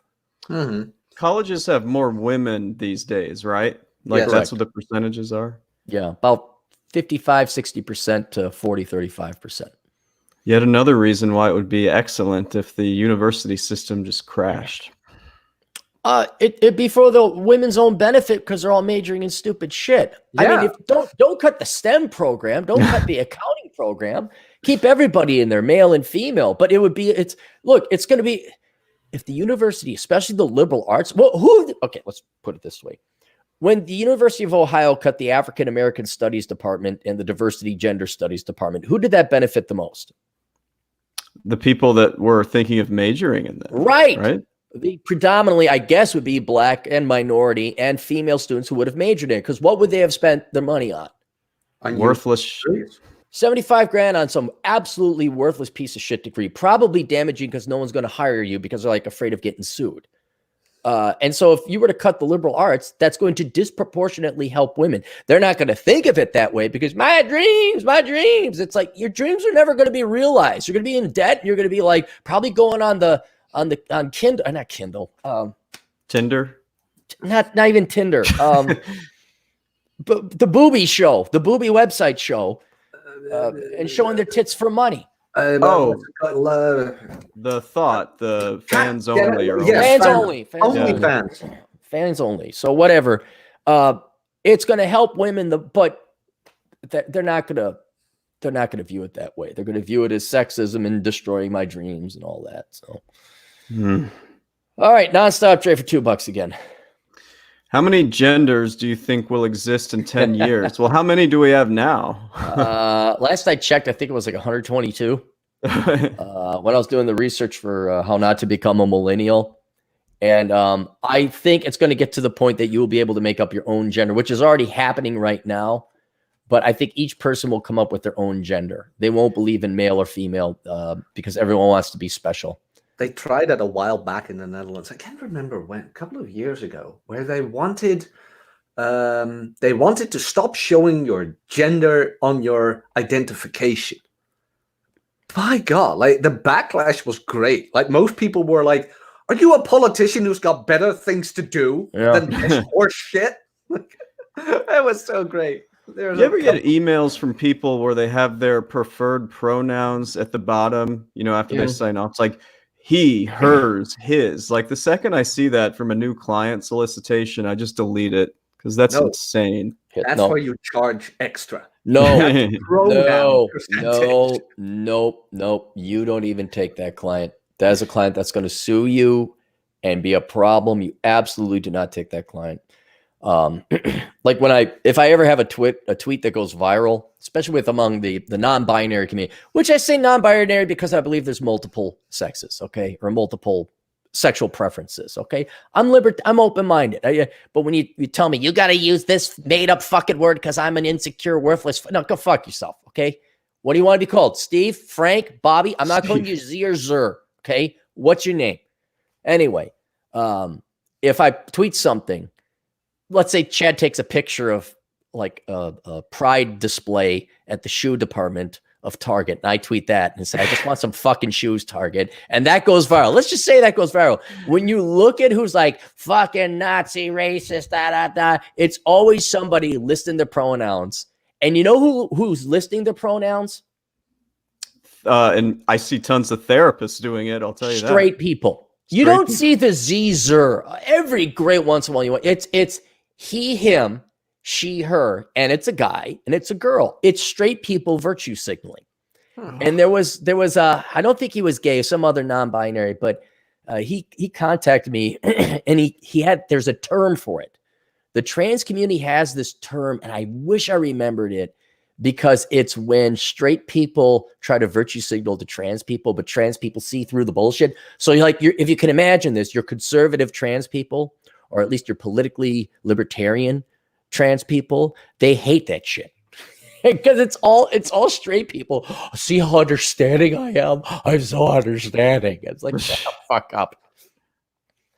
I love that tweet of you saying that women love food more than men. The comment section is in that hilarious. By God. And you know what? They agreed with me. So I was like, why are you angry then? Like, damn right, food is sustaining. Food never raped me. Food never pushed me down the stairs. I saw that. Oh. And I'm like, okay, you can't hug a child with nuclear arms, you know? And but yeah, most of them agreed where they like said food's better than men. I'm like, then why are you pissed off? You agree with me. You like food more than men. I could tell by the empirical evidence, by the ample empirical evidence. But if you think you're striking back with me with agreeing with me that yes, I'm aware you do. That was the whole point of the tweet. You know what the weird thing is? And I just realized that today. Like the reason we bitch and moan so much about it is because we actually like women. We would like women. We do have a hardwired biological programming to like women. Even I'm trying to get away from it, but it always keeps coming back to it. I'm kind of curious about how sports ball is failing. But then that's the number one thing men want. You know what women talk about? Number one thing women talk about? Other women. No, men.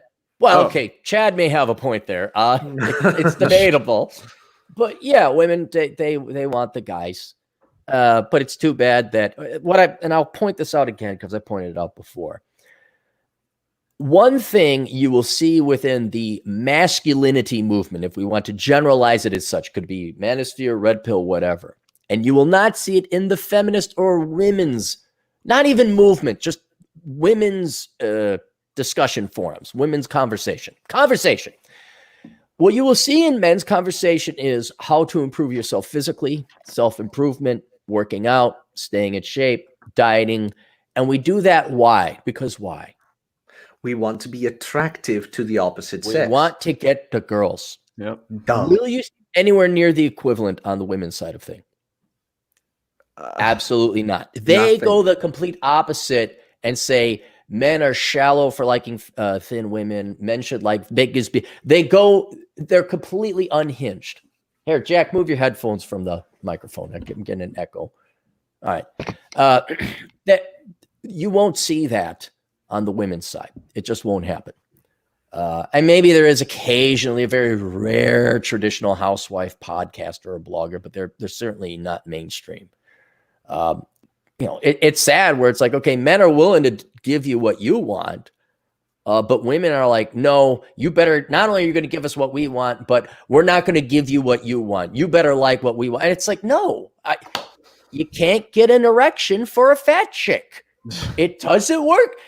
No, you can't have kids at 57. And no, a guy's not, his little soldier ain't going to stand up and salute for a fat, ugly chick or an old chick. And these men have gone to as much of the extents of the world in the real world they can to be accommodating and do what it is possible to make the ladies happy. But the gals just want to live in outside the world of reality, of which men have to throw their hands up and say, I can't. 50% divorce rate, 2/3 of the time initiated by women. I'm likely going to lose my money. The numbers on that are bad. The average woman now is what, 160 and 5'4"? Yeah. And you're going to yell at me and say, I got to pay more money. I got to pay extra taxes. It's not possible. It's just not possible. And so a lot of guys just throw up their hands. But at least what I've seen, some intellectual honesty on the guy side of this, is they will go, there are segments within the men's community about working out. Rich Cooper obviously works out. Terrence Popp was a fighter at one time. Dennis McGahn, I don't know if you know him. He's a big nutritionist and works out. Even you, Jack, you have your videos on working out, and we're at least willing to go that far, but you don't even get that from the women. So it's kind of, it's a futile endeavor. And so again, why I recommend a lot of guys get used to the idea. You're not going to get married. You're not going to find the girls. Do you think fat acceptance, if it hasn't already, has reached the sort of protected special status like trans, LBGQ? Is it already there? Well, if it's not there, it's about to be. Like It's soon, you won't be able to discriminate against fat people. It's there. It'll be predominantly fat women, but you won't be able to discriminate. Like, and we'll talk about it. I found an amazing string of articles about Victoria's Secrets or Victoria's Secret. Victoria's Secret. It's one Victoria, and she only has one secret. She owns it. It's not a bunch of Victorias who have secrets. It's just one gal, one secret. So I figure it out that way. But yeah, and again, what's that going to do to guys? They're not going to propose. They're going to further divest and remove from gals. Yeah. I'm going to take a quick piss break. I'll be right back. Okay, I'll get through some of these. Nonstop Dre 360 for $2. You racist, you. Who hurt you? All the black people did, Dre, like you, with your massively big penis. They can be seen from space. Dre, you know what Dre's got to do? He's got to invite us to his graduation party. All of us. Yeah, he's got it. We'd all come in. Oh God, he'd regret running into us. He'd be like so sorry. Hey Dre, what's up? We all show up hammered, just fuck it up. But no, it'd be cool if we could go to Dre's graduation party. That'd be a big thing for him. Whatever happened to Davis Arini? Davis, he I guess he retired. He went back and started working in, I think it's GIS. So I think he's back in Canada. But he had his 30 days war with Beckloff and all that. And he made his run at the internet and he did his thing. And I miss his philosophy. I learned a lot about philosophy and stoicism, and my vocabulary increased dramatically listening to Arini. But yeah, he dropped out and he went back to Normie World. So I think he's working somewhere in Canada. 1985 NBC, $1.99. Male equivalent to Karen is Massachusetts Governor Charlie Baker. Charlie's kind of a cool name. I don't know if that's... What do you think, Charlie? It reminds me of Charlie Sheen. So, Charlie Sheen's, he's crazy, but he's a badass. Yeah. He's a very crazy badass. I always like, Delta, Charlie, Echo, Tango. Charlie was like so I always like that. Nonstop Trey 360. Aaron Clary, brave and stunning life coach and influencer. Can you imagine you going like the male Operation Evil? You'll go RSD. I couldn't. I just couldn't. I know. I have too much material out there, and most people know who I am. Yeah. It wouldn't. By know who I am, I don't mean know of me. I mean they know my personality, and they know I'd be faking it. I think that is our biggest hurdle to actually lie, because like marketing, of course, as you mentioned before, the secret to marketing is advertising, do it more, sell more. Right. But there are a lot of these small, tiny lies in marketing as well. And you and I are not capable of doing it. I don't have the time. Wow. And on top of it, we've invested so much in our infrastructure. Certainly me, a decade and a half of this shit.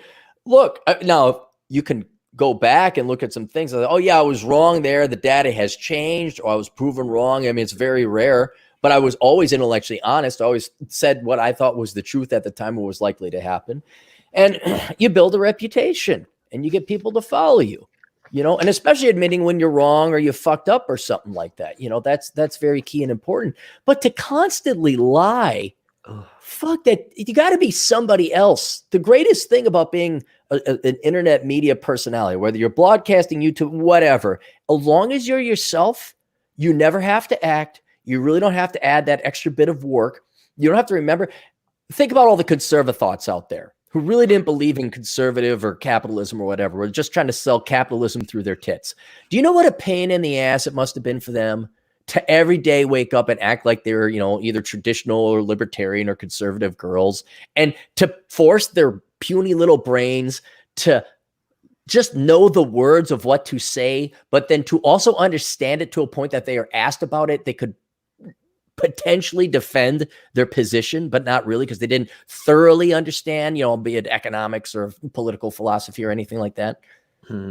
That's why are there any of them around anymore? They could only keep it up for so long. Lauren Southern retired. She got married and had a kid. I think that's admirable. That's like walking the walk when you It preach is. this conservative stuff. It is. But what happened to the rest of them? I mean, are they still out there? Tommy Lauren is one. She's around. Yep. She's still around. And you got Candace Owens. Then you have she's got a brain in her. That gal's like our generation's Ann Coulter. Nice. Candace Owens is sharp. I like Candace Owens. Yeah, I saw your video on Philip Schlafly. I could not, like, I thought you knew her. Stefan Molyneux talked about her. Barely knew of her in the olden days. I mean, it was, I couldn't, like, probably our teachers hated her, and that's why I heard it. Philip Schlafly. Like, oh, okay, yeah. like, fucking schoolmarm, shut the fuck. And you know what? She was a very beautiful woman. Especially for her age, but when she was younger, she was beautiful. She stayed in shape for her husband. Holy fucking shit. That was, I mean, and you watch the Hulu preview for it, and Hulu doesn't realize it. Like, they're trying to make it look like the feminists are the good people. Here's all these women that are dressed and in shape, and they showed the feminists as ugly, dirty, disheveled women. And they don't realize what they just did. Maybe they're trying to, like, look, big is beautiful and we're trying to break beauty standards. It's like, no, you're not going to break beauty standards because men determine them for women. Women determine them for men. So all you did was put a bunch of ugly ladies in front of us. You kind of painted them as the bad guy, visually speaking anyway. And Phyllis Schlafly, and as much as you try to make her look like a bitch, because what's her name? Forget the actress. She's in shape and you put her in a nice dress. Sorry, that's pleasing to the eye. Mm-hmm. Now, if you want to put a good woman in a good attire, you take Princess Leia and you put her in that bikini outfit with the ropes. Then you got guys like, yes, go kill the deaf people. Go, do.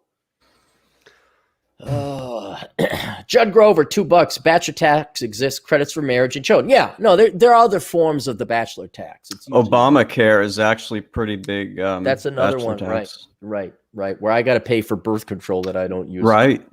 Yeah. Right. Dr. Cohn Blog for $2. The only silver lining is how much will men make?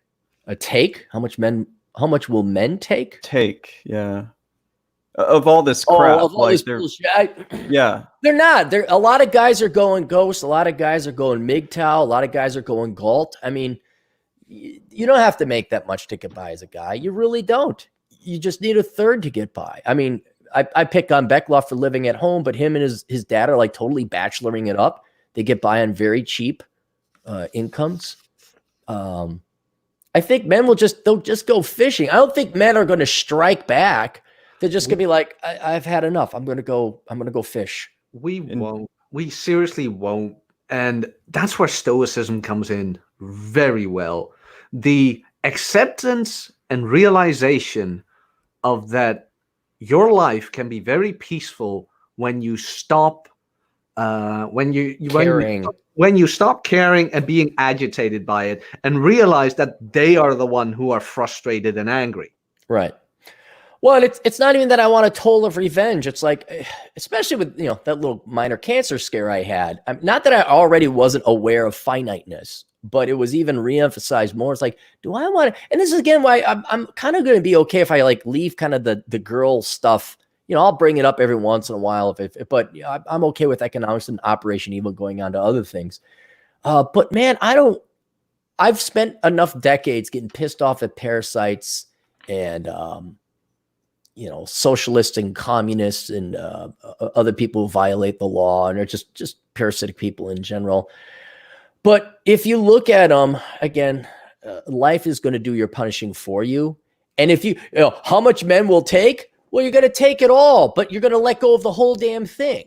Right? Now, it's a big thing to let go of women when you're programmed, or the whole point and purpose of you being here is probably to procreate with them. But if they've made it untenable, they've made it not worth it, it's not worth it. Now, plan B, stage 2, plan number 2. What do you want to do? Well, Cappy's going to go to Moab, or Chad's going to go to Portland. Jack, you're going to go and spin your plates. But how much men will take? What, you're going to go and strike back? You're going to go right to jail. Mm-mm. You're going to get in trouble. And then you really ruin your life. For what? You're going to strike back and convince You're going to convince. No one's going to convince you. You're not going to outdo the trillions of dollars and the decades that each girl gets when they, well, not each girl, but hundreds of thousands of dollars and definitely decades of brainwashing each girl gets from K through college. You're not going to undo that. It's just not this time, guys. It's not your time. It's so cheesy when I say this, but I mean, the best revenge and the best striking back is living a better life. Right. Because as a guy, when you work out, you take care of yourself, yada, yada, yada, don't have that, be like me, you can reject these girls. And that is the true, real striking back. When you say no to them. And that is the moment where they finally realize, shit, I fucked up. You should ask somebody in the audience, maybe even the panel, if he ever was the first to dump a girl he was dating and how well she took that. Oh, hi, Chad. Not well. She wanted her revenge. And I've been thinking about that, Chad, more and more. Dude, you got out of there. Because if they trapped you, I guarantee you there would have been false rape accusations. Oh, yeah. Some other. I mean, like, you could be in jail right now. You could be in jail. And I'd be up there testifying. The girl was a bitch, Your Honor. A grade A Kawanta, haha. No, he's completely innocent. Could you spell that, Mr. Clary? It's. You can say no. You can reject them if you want. I think it's just walking away. That's what I mean. Oh, I see. I'm not actually reject. Yeah, I think it's, and that's you men have to realize your entire life you've been told. I'm told I'm supposed to have a steak on this menu. There's going to be steak on the menu. Well, you get to the restaurant. Well, we don't have steak. We're out of steak for this generation, the generation before you, and the generation after. May never even come back. Okay, but that white picket fence and marriage, that's not going to happen. Okay, we have chicken though. We got a really nice fish dish. Matter of fact, we have all this other stuff you could sample. You just can't have steak. You say, boy, I'm genetically programmed to want steak. I really want, but it's not there. And what I think a lot of guys got to do is realize it's not going to be there for the majority of you. Like the vast majority of you, it's just not on the menu. And you're going to waste your life begging and pleading, trying to figure out how to get steak. Tell the chef, tell the waiter, tell the maitre d', hey, if steak comes up, I'll take the first one you got. Okay, sir. What would you like in the meantime? And then, it's your career, your fun, your activities, your intellectual, Jack's case, you date a lot of good, Chad, you date a lot of gals. But the best thing, or at least the most respectful thing, the self-respecting thing men can do is to stop hemming and hawing and torturing themselves over this. Yep. And get used to the concept. There's going to be a lot of spinsters out there, but by mathematical reality, if there's a lot of spinsters, guess what? You can sell to them. No, there's a lot of forced confirmed bachelors. If women are not willing to get married, which they're not, I know a lot of, but most women want to get married. No, most women say they want to get married. Most women do not want to be wife material. Okay, so they don't.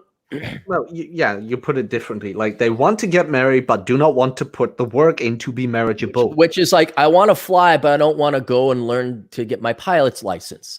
Okay, so I guess you don't want to fly is the whole answer. I want to get married, but I want to put my career and my education and my youth and my partying and my travel first. Well, then you don't want to be a wife or a mother. You really don't, because that requires you put that investment earlier on in your life. That they don't listen to what they say. Look at what they do. And when you look at that, that has huge ramifications for young men. Specifically talking to Dr. Cohn's blog, no, you're not going to take it you're going to take it until you're dead, because that's the decision. Unless you want to go and become a dictator and go straight to jail, and you're not going to convince them. Okay. And in the meantime, I suggest you relook at your life, let go of the anger or rage or whatever, and say, okay, what do I do? I mean, perfect example again is Better Bachelor. Better Bachelor built a bus. I mean, there's the guy who's just totally zenned out. He's going to go do his own thing. Okay. All the guys in Ryan Stone was lucky enough to find a girl. Rollo was lucky enough to find a girl. Rich Cooper, he's like, no, no. So, and there, is it what they wanted? Did they get, well, Rollo and Ryan got steak, but Rich didn't. Terrence Popp, did Terrence Popp get cake or a steak? Nope. You think Terrence Popp's ever going to order steak from the menu again? No. No. That's the dog. Gonorrhea. No, he's not going to do it. He's not going to do it. So yeah, Dr. Cohn, I mean, because this is a dangerous line of thought. How the only silver lining is how much will men take. Don't think that way, because there's an indication of like revenge, or you're going to, and they will come crashing down on you and you will go to jail. Go enjoy your life. I mean, look at Japan. You got the herbivore male. Is that Japan?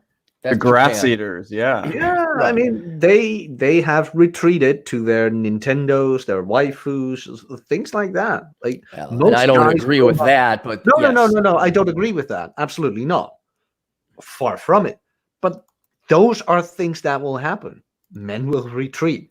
They will either go ghost. They will either just bachelor it out, like date some women per month, per year, you name it. And most guys, like the 80% rule, will retreat back to, like Clary, 4-hour naps and fapping. Right, 4-hour naps and fapping. Yes, that's what I do. That's all I do. But I was hoping that, and now to be actually honest and fair, women do have a genuine criticism against men here, where when given the chance, okay, women are off the table, what are men going to do? Well, men, the majority of them apparently are just going to watch porn, play video games, eat shitty food, and get fat. And then block Chad when he's trying to run down the road. So there is that, the eternal laziness across all of humanity, not just women, but across all of humanity is there. And I would like to see men do a little bit more self-improvement for their own sake, staying in shape, going on adventuring, philosophy and intellect, I think, helping the younger men navigate this future world like we're doing here. But in the end, again, getting back to this, inevitably, I'm not chasing after the girls no more. I'd like to leave this. It's cute, it's academic, it's the only game in town. But inevitably, go your own way. Go. When you're going, stop telling us you're going. Go. Same criticism I have about feminists. It's like, okay, you think feminists, we don't need no man. Well, that should be very liberating. You should then do the same thing guys would do. I presume you go fish, you go travel, you go have fun with your girlfriends, you drink wine, you actually have cats you like, they're not a substitute. Go, do it. But all we do is slam on men. Because it comes back to the point I made earlier. We actually internally hardwired to like each other. Right. So then let's up the game and acknowledge our hardwiring. You're never going to get rid of it, but move beyond it. You're always going to have that tug. I mean, you see a hot girl figure, you're going to look no matter what. It doesn't even get to your frontal cortex. It stops at the brainstem and says, look now. You might be able to procreate with that and send your genes on to many, many million years in the future. That's never going away. But you can certainly get rid of the struggle and strife of, again, look at Better Bachelor. Look at Terrence Popp. I have a friend, I can't mention his name, but this guy has been a confirmed bachelor ever since I known him, and he is more relaxed and chill, and he just does his thing, and he drinks his coffee, has a very peaceful life. That's a hell of a lot better than banging on the table. How do we get the girls? We can't get the girls. Look at what the girls are doing today. The girls.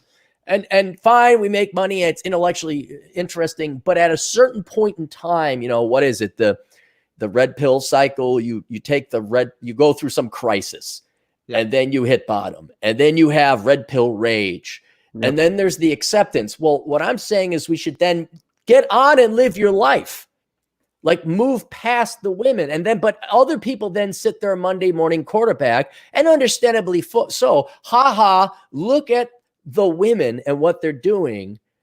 I told you so. That's what it really is. And not necessarily irrationally so. You want to make sure you didn't piss away 2 decades. Like, was it something wrong with me?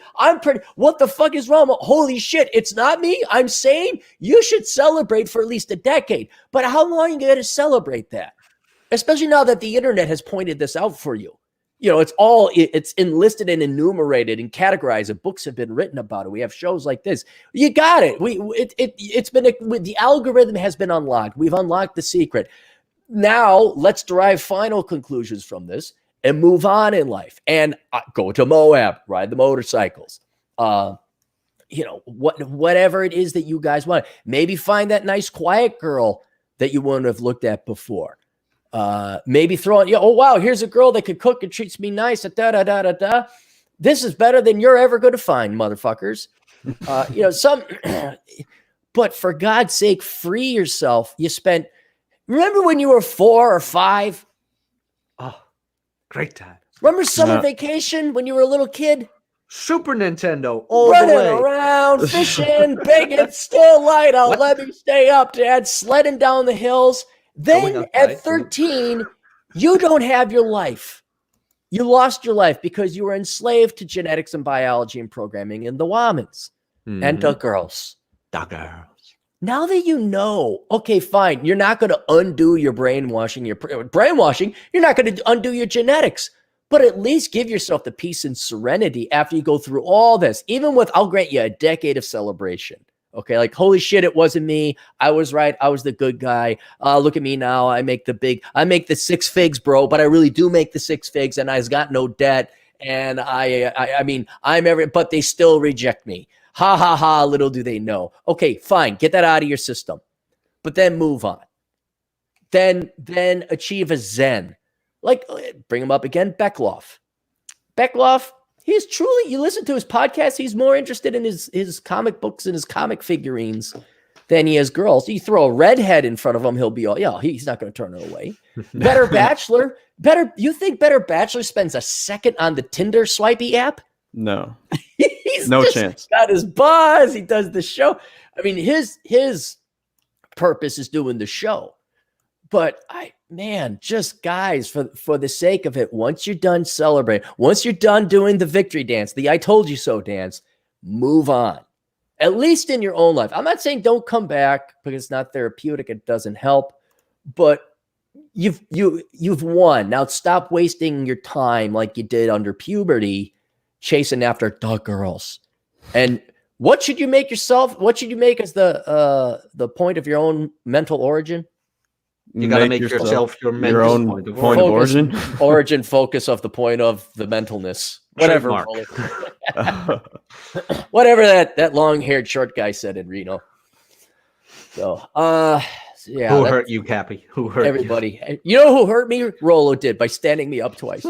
Oh, yeah. I heard about that. Yeah. All right. Nonstop Dre for $2. Modern life dating memes are hilarious on Instagram. Yeah. They do sounds pretty good.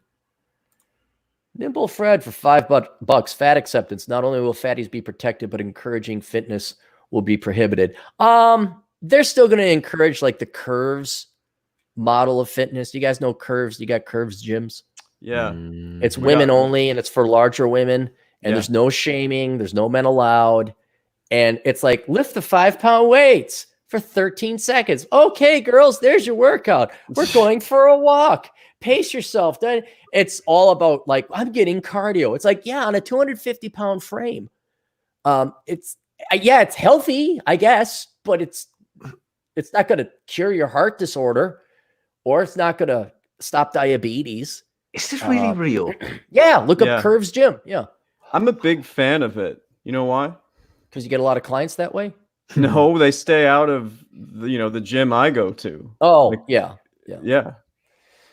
So there'll be that. Well, it's the same thing. We'll get to the lingerie thing, guys. I got Victoria's Secret. It's the same with lingerie. It's like, I'm a plus size model in lingerie. It's like, you don't get the whole idea of lingerie or working out, do you? You really don't get it at all. Or health. It really is the lipstick on the pig. It's like the lipstick doesn't make the pig beautiful. It really does not. But all these pigs want to put on lipstick, They want to go and work out at Curves. They want to put on lingerie. They want to do the weaves and the nails. And they want to put on the sexy outfit when they go out. I found myself a man! Boom, boom. It's a Stay Puft Marshmallow Woman walking into the nightclub. That would make a much better all-female Ghostbusters than the one they put out. No. Do you know the new one they got? Do you know the new one they got coming out? There's another one of those. I know it's an all-female Pirates of the Caribbean that they're planning. What? Yeah. Okay. I thought you tuned into Red Evening. No, I don't watch the news. They're doing like a new Ghostbusters, and it's going to be all kids. I think one of them's in a wheelchair. I'm like, God, will you just bring back some fucking men in their 30s who saved the fucking world? They're gonna go the paralegal route or the paraplegic. Oh, edgy. That's awful. I'm just like, So It it's just- a kid in a wheelchair, a blind one, and oh my god. I don't know if it's gonna be a blind one, but it's like they found the old car and it looked like it was gonna be new. And I'm like, okay, they're gonna get like some nerdy, dopey guys who are all Americans who are underdogs. You know, that's the classic American. They're underdogs. Like they're something. There could even be a girl there. You know, fine. Nope, it's kids and one's in a wheelchair, I think. And I'm like, God. okay, all right, never mind. Just never mind. I don't care anymore. $50 for $5. Operation Evil. Asimir, asshole Aaron whispering sweet lies to the Womans. No, it's not going to be me. I can't use my name. It's going to be something else. There will be, but it's going to be good. It's going to be good. I think maybe I'll just have to wait for my house to be built. Then I'll do Operation Evil. Then I'll have a layer to do Operation Evil from. Dude, these women will be dead by then. By the time you get that house completed, There will be a new batch. Don't worry. There's new, more dupable batches on the way. I mean, the millennial gals, some of the older ones are now hitting their 40s. Don't worry. They're on their way. Chud Grover for $2. You think Hot Crazy Matrix will be obsoleted by 2040? I think they all be crazy. Yeah. I don't think they'll all be crazy. I think the concept will still remain the same. Beauty corrupts women and prevents them from developing not intelligence. Someone corrected me technically. They will have a core intelligence. You have your core intelligence. They will prevent them from attaining maturity and wisdom. Empathy. Empathy, yes. Selflessness. So that will forever corrupt. But it always kind of has. But I don't think the Hot Crazy Matrix will be obsoleted. Who was it? Oh, I got to do a video. But it was a perfect example. This guy met this girl online. She was very pretty, but she was like 42 or 43. No kids. He was all excited about dating her, Christian. Everything was lining up. And then she had these delusional expectations of this guy. He's like, you do know that's less than 1% of the male population. And she said, my prince is out there. He's out there. So I got to do a video called Your Prince Ain't Out There. But that'll be later on, maybe today. I agree with not settling for less. I agree with that. But, and there's a huge but. Honey, when you're in crippling student debt, your eggs are like dead with about 90%, something like that. When you hit 30, you ain't got options. They're not there. I got a quick update with something. Yes. You remember how then I will speak wisdom to the agitated younger, but continue, Brother Elkins. Well, don't you remember I've told you a couple times about that pretty cute client of mine who I occasionally hang out with who had $350,000 of debt? Yes. Finally had a chance to catch up with her just yesterday. Do you think that guy stuck around when he eventually heard about that? I thought they were engaged. Oh, no. Oh, No, they she weren't had just engaged. been dating him. Just for dating. Okay. This motherfucker like gave the lamest excuse for like, not hanging out with her again. And I really do believe it was because he figured out quickly the girl is like a train wreck financially. Well, what was his excuse? Oh, it was some bullshit about, this whole stay-at-home thing, has got me all anxious, and it was just such a bullshit excuse. I've never gotten a bullshit excuse in my life. Oh, I got to do my hair. Yeah. What else? She got hit by a truck. Well, that was given to me by somebody else. Yeah, okay. They could get the coronavirus excuse. I had to return some videotapes. Yeah, that's my favorite one. Yeah. I've got some lame ones. They're so lame, I couldn't believe it. Now, Jack, I know you're very upset. If we just let it go, what will happen? They will ruin themselves. Right. Could she still find a guy if she's in her 40s and is in shape? Yeah. She could. No question. She's going to have kids, though? She's going to run out of It would be time. difficult and not without well, certain chances of, well, not being fully functional. Let's name it like that. But it could happen. Could happen. Could she find a good guy right now? Yes. Takes care of her, good finances, somewhat charming, might be physically attracted to enough. I know she wants. She has the opportunity. Yes. It's dwindling. Is she going to settle for that guy? No. So what's going to happen to her? She will die alone. And she will waste her life. Now, if she didn't want to have kids and was okay with that life, that's fine. Then she didn't waste her life. But her prince is out there. She still believes that. Okay? You don't have to strike back. You just have to stand aside and let him drive that car right off that cliff. So don't ever get worked up. I saw you starting to get a little worked up there, Jack. You're a little agitated like me. I'm trying to calm you down. We're trying to make you our Dutch Atham. Okay? Where you're very calm. You just take a drag from your pipe and you go run around in some caves. Okay? But I'm legal. Legal too. He's got a work permit. I know. Not all the Mexicans are illegal. Only 98% of them. Oh, I'm sorry. But yes, that's the nice little exercise we all had to everyone see how we calm Jack down now. And you don't have to. What are you going to go save Milady over there? Oh, she's going to listen to you, Jack. Oh, wait a minute. A Twiggy Dutch guy said something. Oh, I should listen to him. I find that offensive. I know. Everything's offensive to you millennials. Ooh, ow. I know. We got more super chats here. How crazy. Operation Evil. $10 from Dr. Cohn Blog. To clarify, how much men will take if there are Orwellian measures when more men check out, and if we should be worried about declining aging population. I have a feeling that a lot of men will move to Southeast Asia, and maybe not even for the sex. They'll just move to other countries to be away from this all. Especially if their livelihood is threatened. They'd move to different states where it would not be allowed. So this generation is kind of taking care of you. I'm sure the local sheriff in Texas is not going to enforce the social distancing harassment rule. So you'll be able to go to some safe zones, some other countries. But I think men will just not breed. I think men will say, well, I'm not going to bring my kid into this. And again, they'll further remove themselves from women because there's a threat now of interacting with them, even on a platonic or a professional level. But again, men are already doing this. Men will continue to divest from women emotionally, financially, psychologically, educate. I mean, they're just going to move further and further back.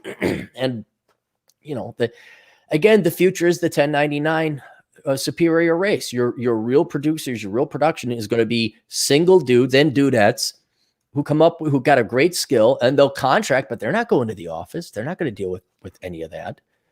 And then the guys are going to be like, what? I think what's going to increasingly happen, more and more, the dude bros are always going to flash off the wealth they don't have, but the men that actually do have wealth, they are not flashing it off. I think these guys are going to run silent, run deep, and they're going to just shut up about how much money they have. Maybe pass it on to their kids, or not their kids, but their nieces and nephews. But I just see there's already a fair amount of fear. Now there's going to be in the future more fear. And they're not going to, how much they'll have to take it because the government has the guns. That's the law. And keep in mind, you have a bunch of soy boy feminist males who are about 30% of the male population who are going to vote for this. So once it's put into law, you got armies with guns that will make sure you obey it. There's nothing you could do to strike back except to not participate. Mm-hmm. That's what you will go on a strike, and not just marriage strike like Dr. Helen Smith's book. Good book, by the way. You're going to remove yourself from any interaction. No, there's going to be all boys schools because they're going to be too afraid to go to school with girls. This is many years off into the road, but is the MGTOW's Guide to Retirement in Southeast Asia for $200K worth it? The $50?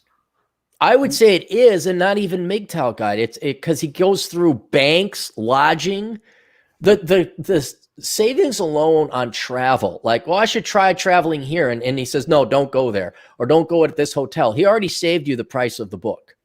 Oh, yeah. So, I mean, I'd read it more as a tour guide than anything else. Where do we get this? Is that something? You got to go to MGTOWbooks.com. I think that's the only book. Yeah. Luca that's the only book that you have it up there. Does he go into minimalism a bit as well? Like, hey, you can do it. Yes, because with 200,000, you have to do the early retirement extreme technique. I think it's only 5% withdrawal. So you have that. Nonstop trade for $2. Most girls nowadays are see you next Tuesday. Is laughing my ass off. I don't know if most of them are. It's most girls are like, see you never. Most girls are lazy, you know. At least here, like, why is everyone walking around? Chad, yeah. What's your experience with girls on dating apps who are just there out of boredom? So it's pretty obvious when they're doing that because, one, they can't be bothered to put anything about themselves beyond just pictures of them. And another big tell, some people might disagree, if a girl like lists her Instagram anywhere in that profile, or sometimes it's the only thing she lists, time waster. She just wants attention. Mm-hmm. Yeah. Out of curiosity, what would you estimate the percent those that are on there are just there for attention?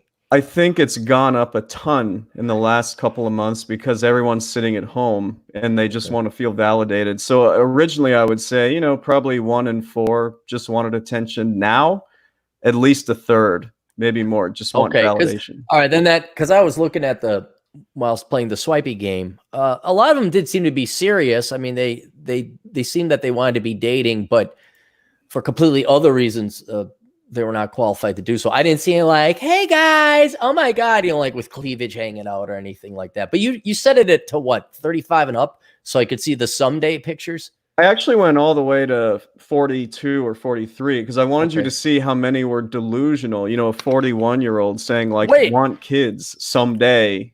And did you have it set 21 to 42? I think for you, I did. Like, I tried to trend younger. Well, we didn't even see any youngins. They were all in their 30s and 40s. Exactly.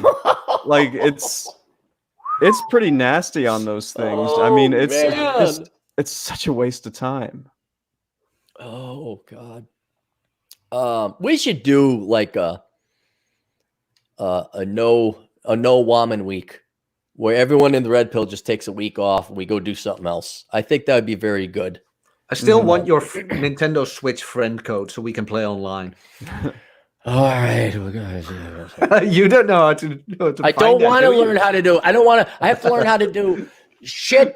I got to look up a perk test. I had to do all this shit I don't want to do. I have to test my webcam on my laptop, which doesn't work. Shit I don't want to do. Eleanor Rigby for $5. One more thing that the Corona Chan has shown is that many people die alone. Getting married, staying married out of fear of dying alone is irrational. Yes, because usually one of your spouses dies, and then you got to die alone. All right, cool. That's all for the super chats. Are you guys ready for this battery of articles from the Washington Post? Sure. I need to leave in 30 minutes, but I mean, yeah. All right. So let me get here. All right. So I was tuning in to Turd Flinging Monkey, which is one of the podcasters I listen to but disagree with the most, but love his economic analysis and political analysis. And he's brought up twice now that Victoria's Secrets is moving to Asia because there's too many fat women in the Western world and that Asian women are thinner. And so I was like, okay, is this true? I got to look into it. And so here's the article from the BBC. Victoria's Secret shift image with new faces for Asia. U.S. lingerie retailer Victoria's Secret has unveiled 2 new brand ambassadors as it looks to Asia to reverse its struggling fortunes. The appointment of popular actors Yang Mi and Zhao Dongyu marks a change from using models to represent the firm. It also appears to be a shift away from U.S. brands' overtly sexualized image. The high-profile partnerships come even as an agreement to take over the company looks to have collapsed. On Thursday, Victoria's Secret's appointed Chinese A-lister Miss Yang as its Asia brand ambassador. She is one of China's most successful and highest-paid actors who has appeared in TV dramas that are hugely popular in Southeast Asia, South Korea, and Japan. All right, so they're just outside of China, too. Miss Yang suggested that her involvement with the brand was part of a reshaping of its image through a completely new interpretation. I want to make sexiness a natural expression in life and it to become a more positive and beneficial force.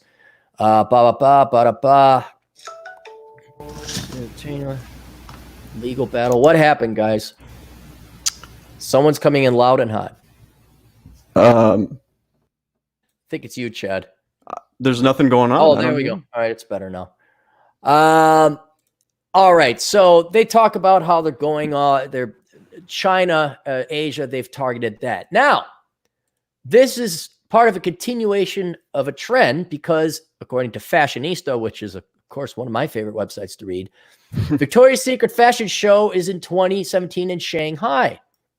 And the 2017 Victoria's Secret fashion show, airing on November 18th, is a full of firsts, a high-profile collaboration with Balmain, a whopping 16 newbies, a more diverse lineup, including 8 Chinese models, up from last year's record number of 4. And in probably not much of a coincidence, a far-flung Shanghai location where the brand just opened a 4-story, 25,850 square foot flagship in February.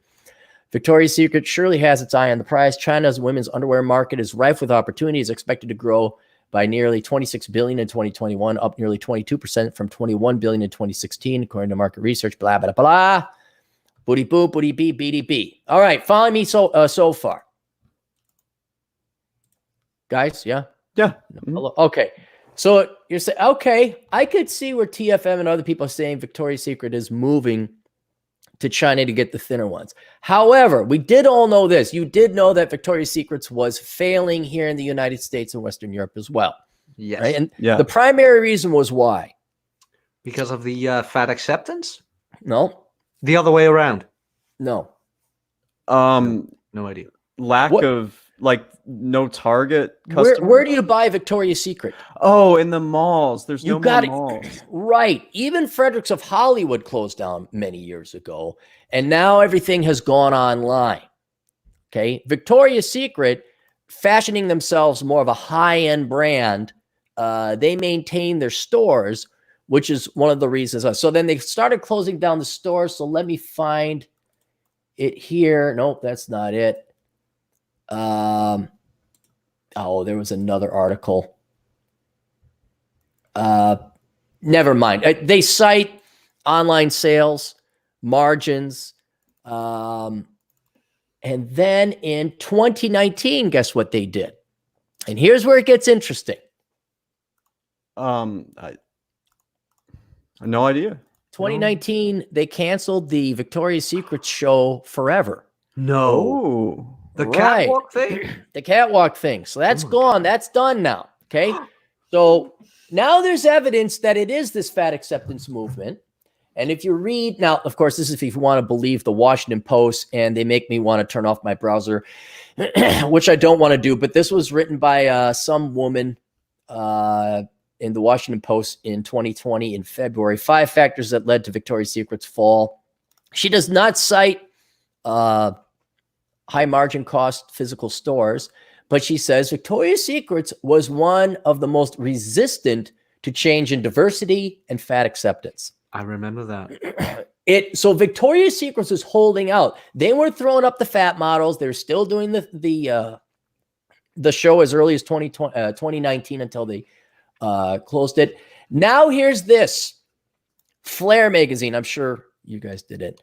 We did it. The Victoria's Secret's fashion show is canceled. Written by Catherine Singh, which is a East Indian gal, which, side note, gentlemen, especially East Indian gentlemen, man, feminism has taken over your country and your culture.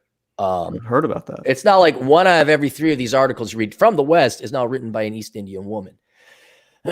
So good luck to you gentlemen out there.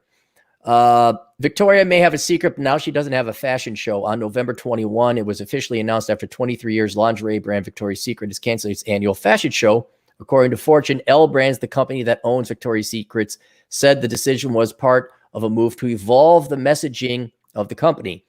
Well, CFO Stuart Bergdorfer said that the brand will continue to communicate with customers via social media and other campaigns. It'll be nothing similar in magnitude to the fashion show.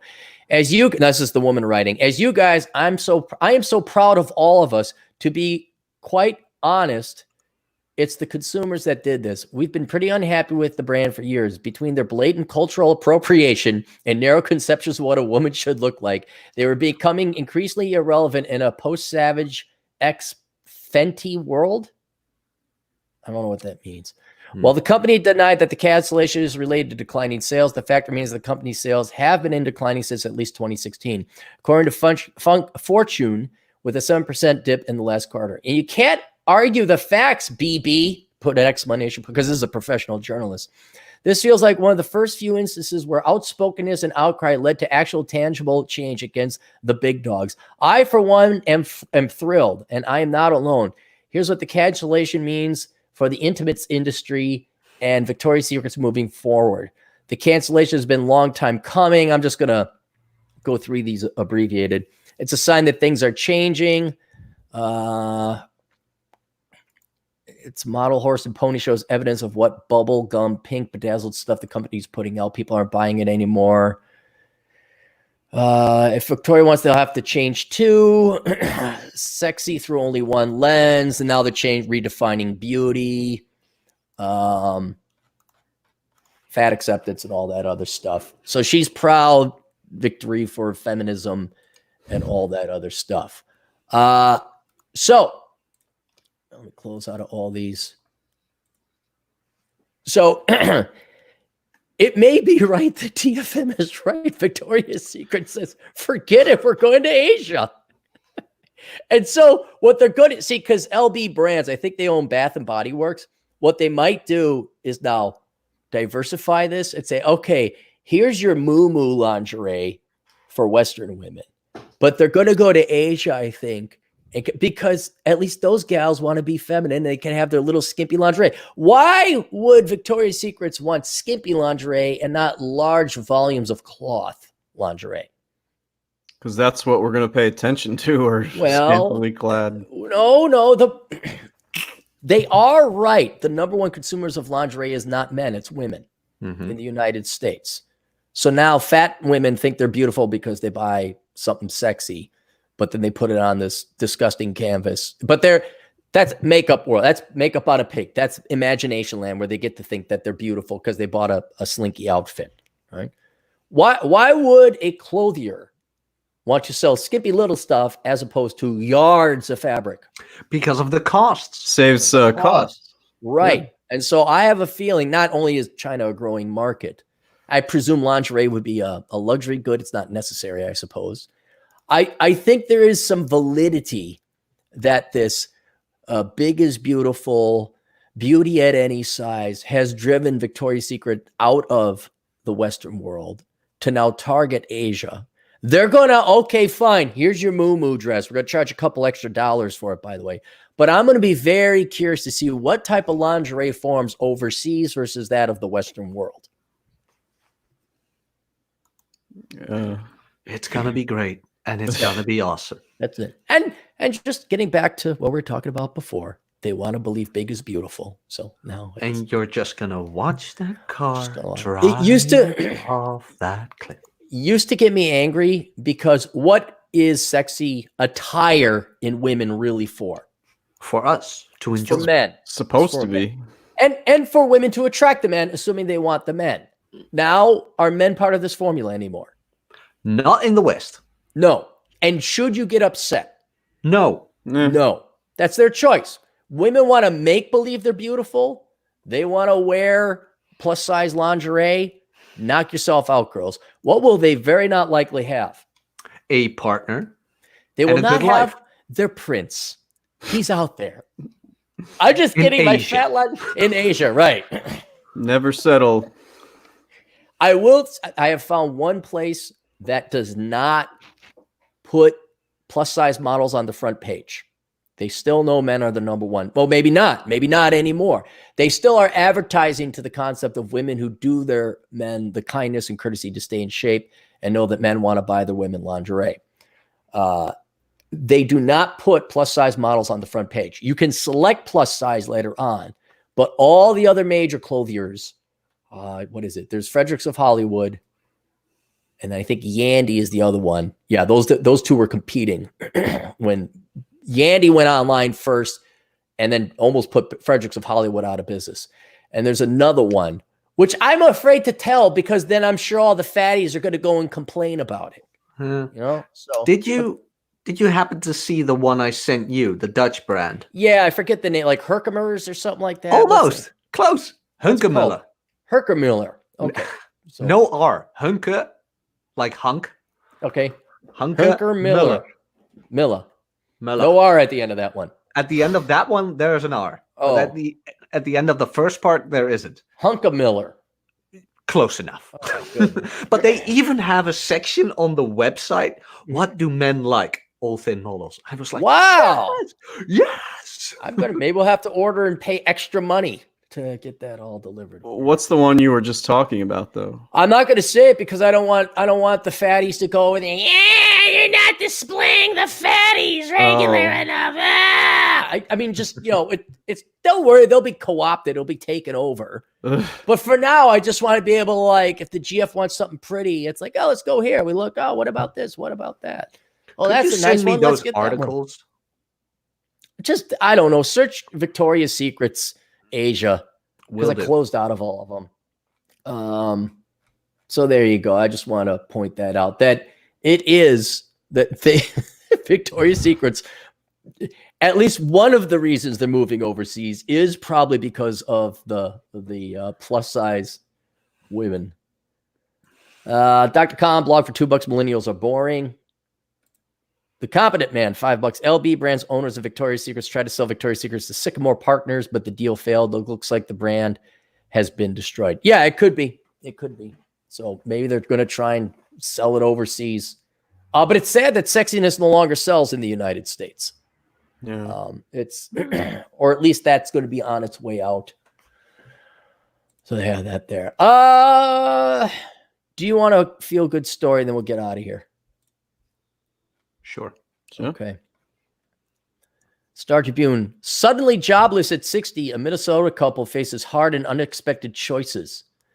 Like millions of others, Gary and Liz Steigen are at a particularly vulnerable age now, too young to retire and too old for a job market full of options. Gary and Liz Steigen were on their spring vacation a couple months ago when the coronavirus outbreak cut it short. Just days after arriving back home in Coon Rapids, both were out of work. Now they wonder if they will ever work again. At 61 and 59, the Steigens and millions like them are at an age that is particularly vulnerable during hard times, too young to retire and too old for a job market in which employers' options have exploded. Nobody's going to hire us at 60-something years old, said Liz, who passes that milepost next year. Now, all of a sudden, we're facing a new chapter in our lives that we really thought we'd had a few more years to plan for. Let me ask you this. Do you think either of these people are engineers or doctors or nurses or anything? Doesn't sound like it. Nope. Here we go. The hair salon where she's been a stylist for 30 years closed in mid-March. Should we give a flying fuck about this fat bitch? No. Not so far. No. Gary's job as a regional facilities manager in Cabela's in Rogers was eliminated later that month. And he is now collecting severance. They ponder next steps amid other constraints. Their retirement savings have eroded because of the broad decline of stocks and other investments. And they're taking care of Liz's 83-year-old mother, who's undergoing cancer treatment. As a result, is even more vulnerable to the virus. Even so, the couple have been saving money for years, and so far, nobody close to them has encountered the virus. There's a lot more people, pandemic, percentages, advisors, unprecedented, easing into retirement. I'm just scrolling through. The guy who sent this to me said to read through the comments section. Here is one called SW Lady 3. I started a second career at age 56 after being laid off from my 20-year plus career.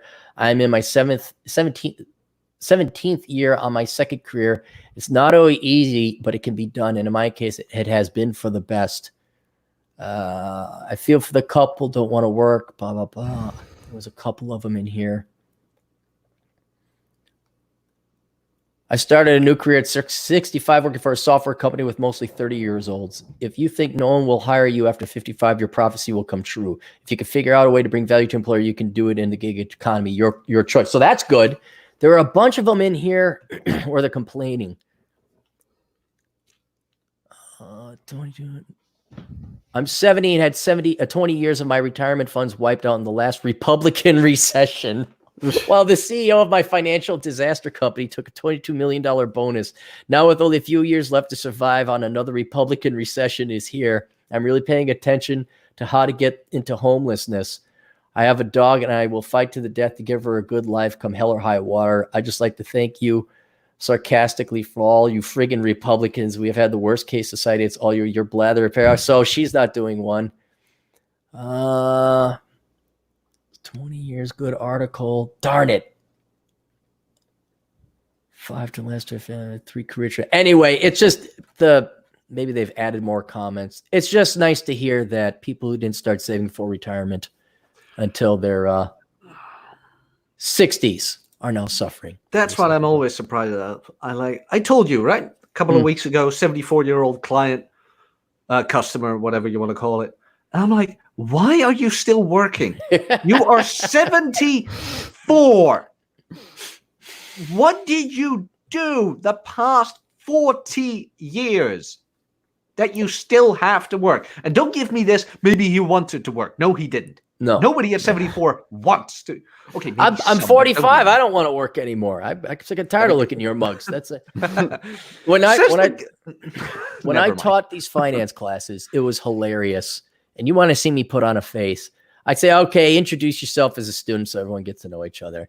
And the number of, well, I'm 58 or I'm 62 and it's time to get serious about retirement. And they'd ask me questions like, is it possible to retire at 65? And with some luck and some hard discipline, you might be able to retire at 70, which was basically mathematically impossible.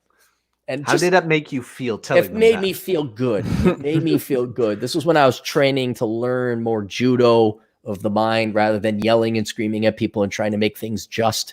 I just learned to let Tilly give me her, I don't know, $45 or whatever. And I did that. Chad, I got to talk to you about something while you're here. Yeah. I'll let you go. Have you heard of this teachable.com thing?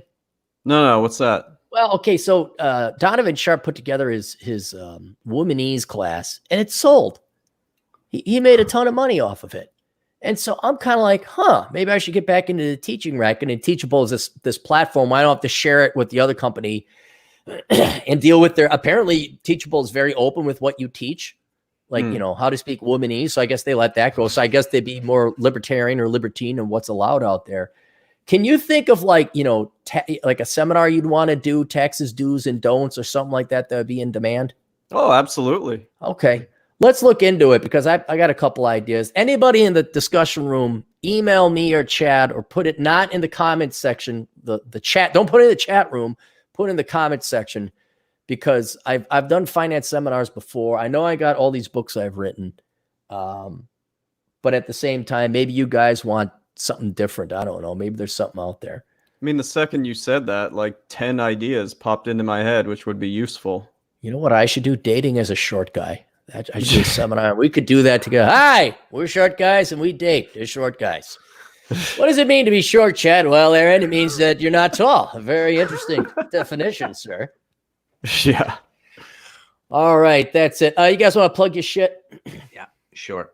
Dun, dun, dun. Link to the YouTube channel is in the chat. Subscribe to the damn channel. There you go. There you go. Subscribe to this one too, guys. If you haven't, that way you get notified when we do it. And I try to do an older brother podcast. Cappy, you gave me an idea, by the way. Yeah? Which, for some odd reason, didn't strike me before. I'm just going to put truth on a t-shirt. That'd be brilliant. Do it. Yeah. And sell it. Until Karen bans it because... Redbubble wouldn't allow me to put a decent print on the shirt. It's like, no, we want this kind of image. And I'm like, oh. So I need to find something new. Speaking of which, I went through Teespring, and so far, I'm putting it in the chat room now, guys. You can get your Corona Chan mug. Let me see if it's still up. I'm going to put it in my browser. It's there. I just took off Corona Chan. Nice. So maybe a weird question, but you still have that mug of me, right? Oh, hell yeah. It's right over there. Yeah. Okay. I'm not giving that up. Not like you dropped it or something. No, there's like this really, really, really infinitesimally small outside chance you might become successful in life. And I want to have the mug. So I have the one mug and then it's worth something. And he calls me gay, Chad. He calls me gay. Man, I was going to say. Chad, what do you got? You can find my information on elkinscpa.com. We've got my dad and we have a tax guide out, Elkins Comprehensive Tax Guide for 2020, and that's on Amazon. It's odd. I get people that continue to subscribe to my channel on YouTube, but the only problem is I have no content. So I don't know why they're doing that. But well, we need some guy named Nick sent us a request. We'll have to do that later. He wanted your help on this. Guys, send me the request to assholeconsulting.com. Don't send it to my Cappy Cap account. If you do send it to my Cappy Cap account because you try to send it through my Asshole Consulting site, say, I tried to send it to your Asshole Consulting site and it was down or it didn't work. And then for those of you who have sent me a request at Asshole Consulting, please check your spam mail because I respond to all the emails I get over at Asshole Consulting. I sent out some reminder emails. So you do have a YouTube channel, but it's only to subscribe to other places. Yeah, like I just log on to this one because it has my name and that badass Terminator picture, but I don't put videos out. He has no videos, no nudes. Not yet. Okay, all right, we'll get that. All right, that's it, gentlemen. For me, if you guys would kindly get the book, How Not to Become a Millennial, originally written by me, edited and published by Vince Barrick. My other flagship book, Bachelor Pad Economics. And then while you're worth it, get the book, The Pence Principle. I think this is going to become very important in the future because if my fears about social distancing law and the criminalization of normal male behavior becomes more common, you're going to want to read The Pence Principle and learn to protect yourself from the false accusations of women. Reconnaissance Man, how to explore the United States and figure out where to live. Worthless, don't major in stupid shit, but you won't be able to next year because all the schools will be going to be closed. Enjoy the decline, accepting living with the death of the United States. The Black Man's Guide Out of Poverty because we hate black people. We don't want you to get out of poverty. And Curse of the High IQ, a must read for everybody listening right here, right now, because you are smarter than the average bear if you're tuning into this podcast. Do we have any more super chats? I don't think we do. Awesome. Chad, will you take us out correctly? Toodles. Boom.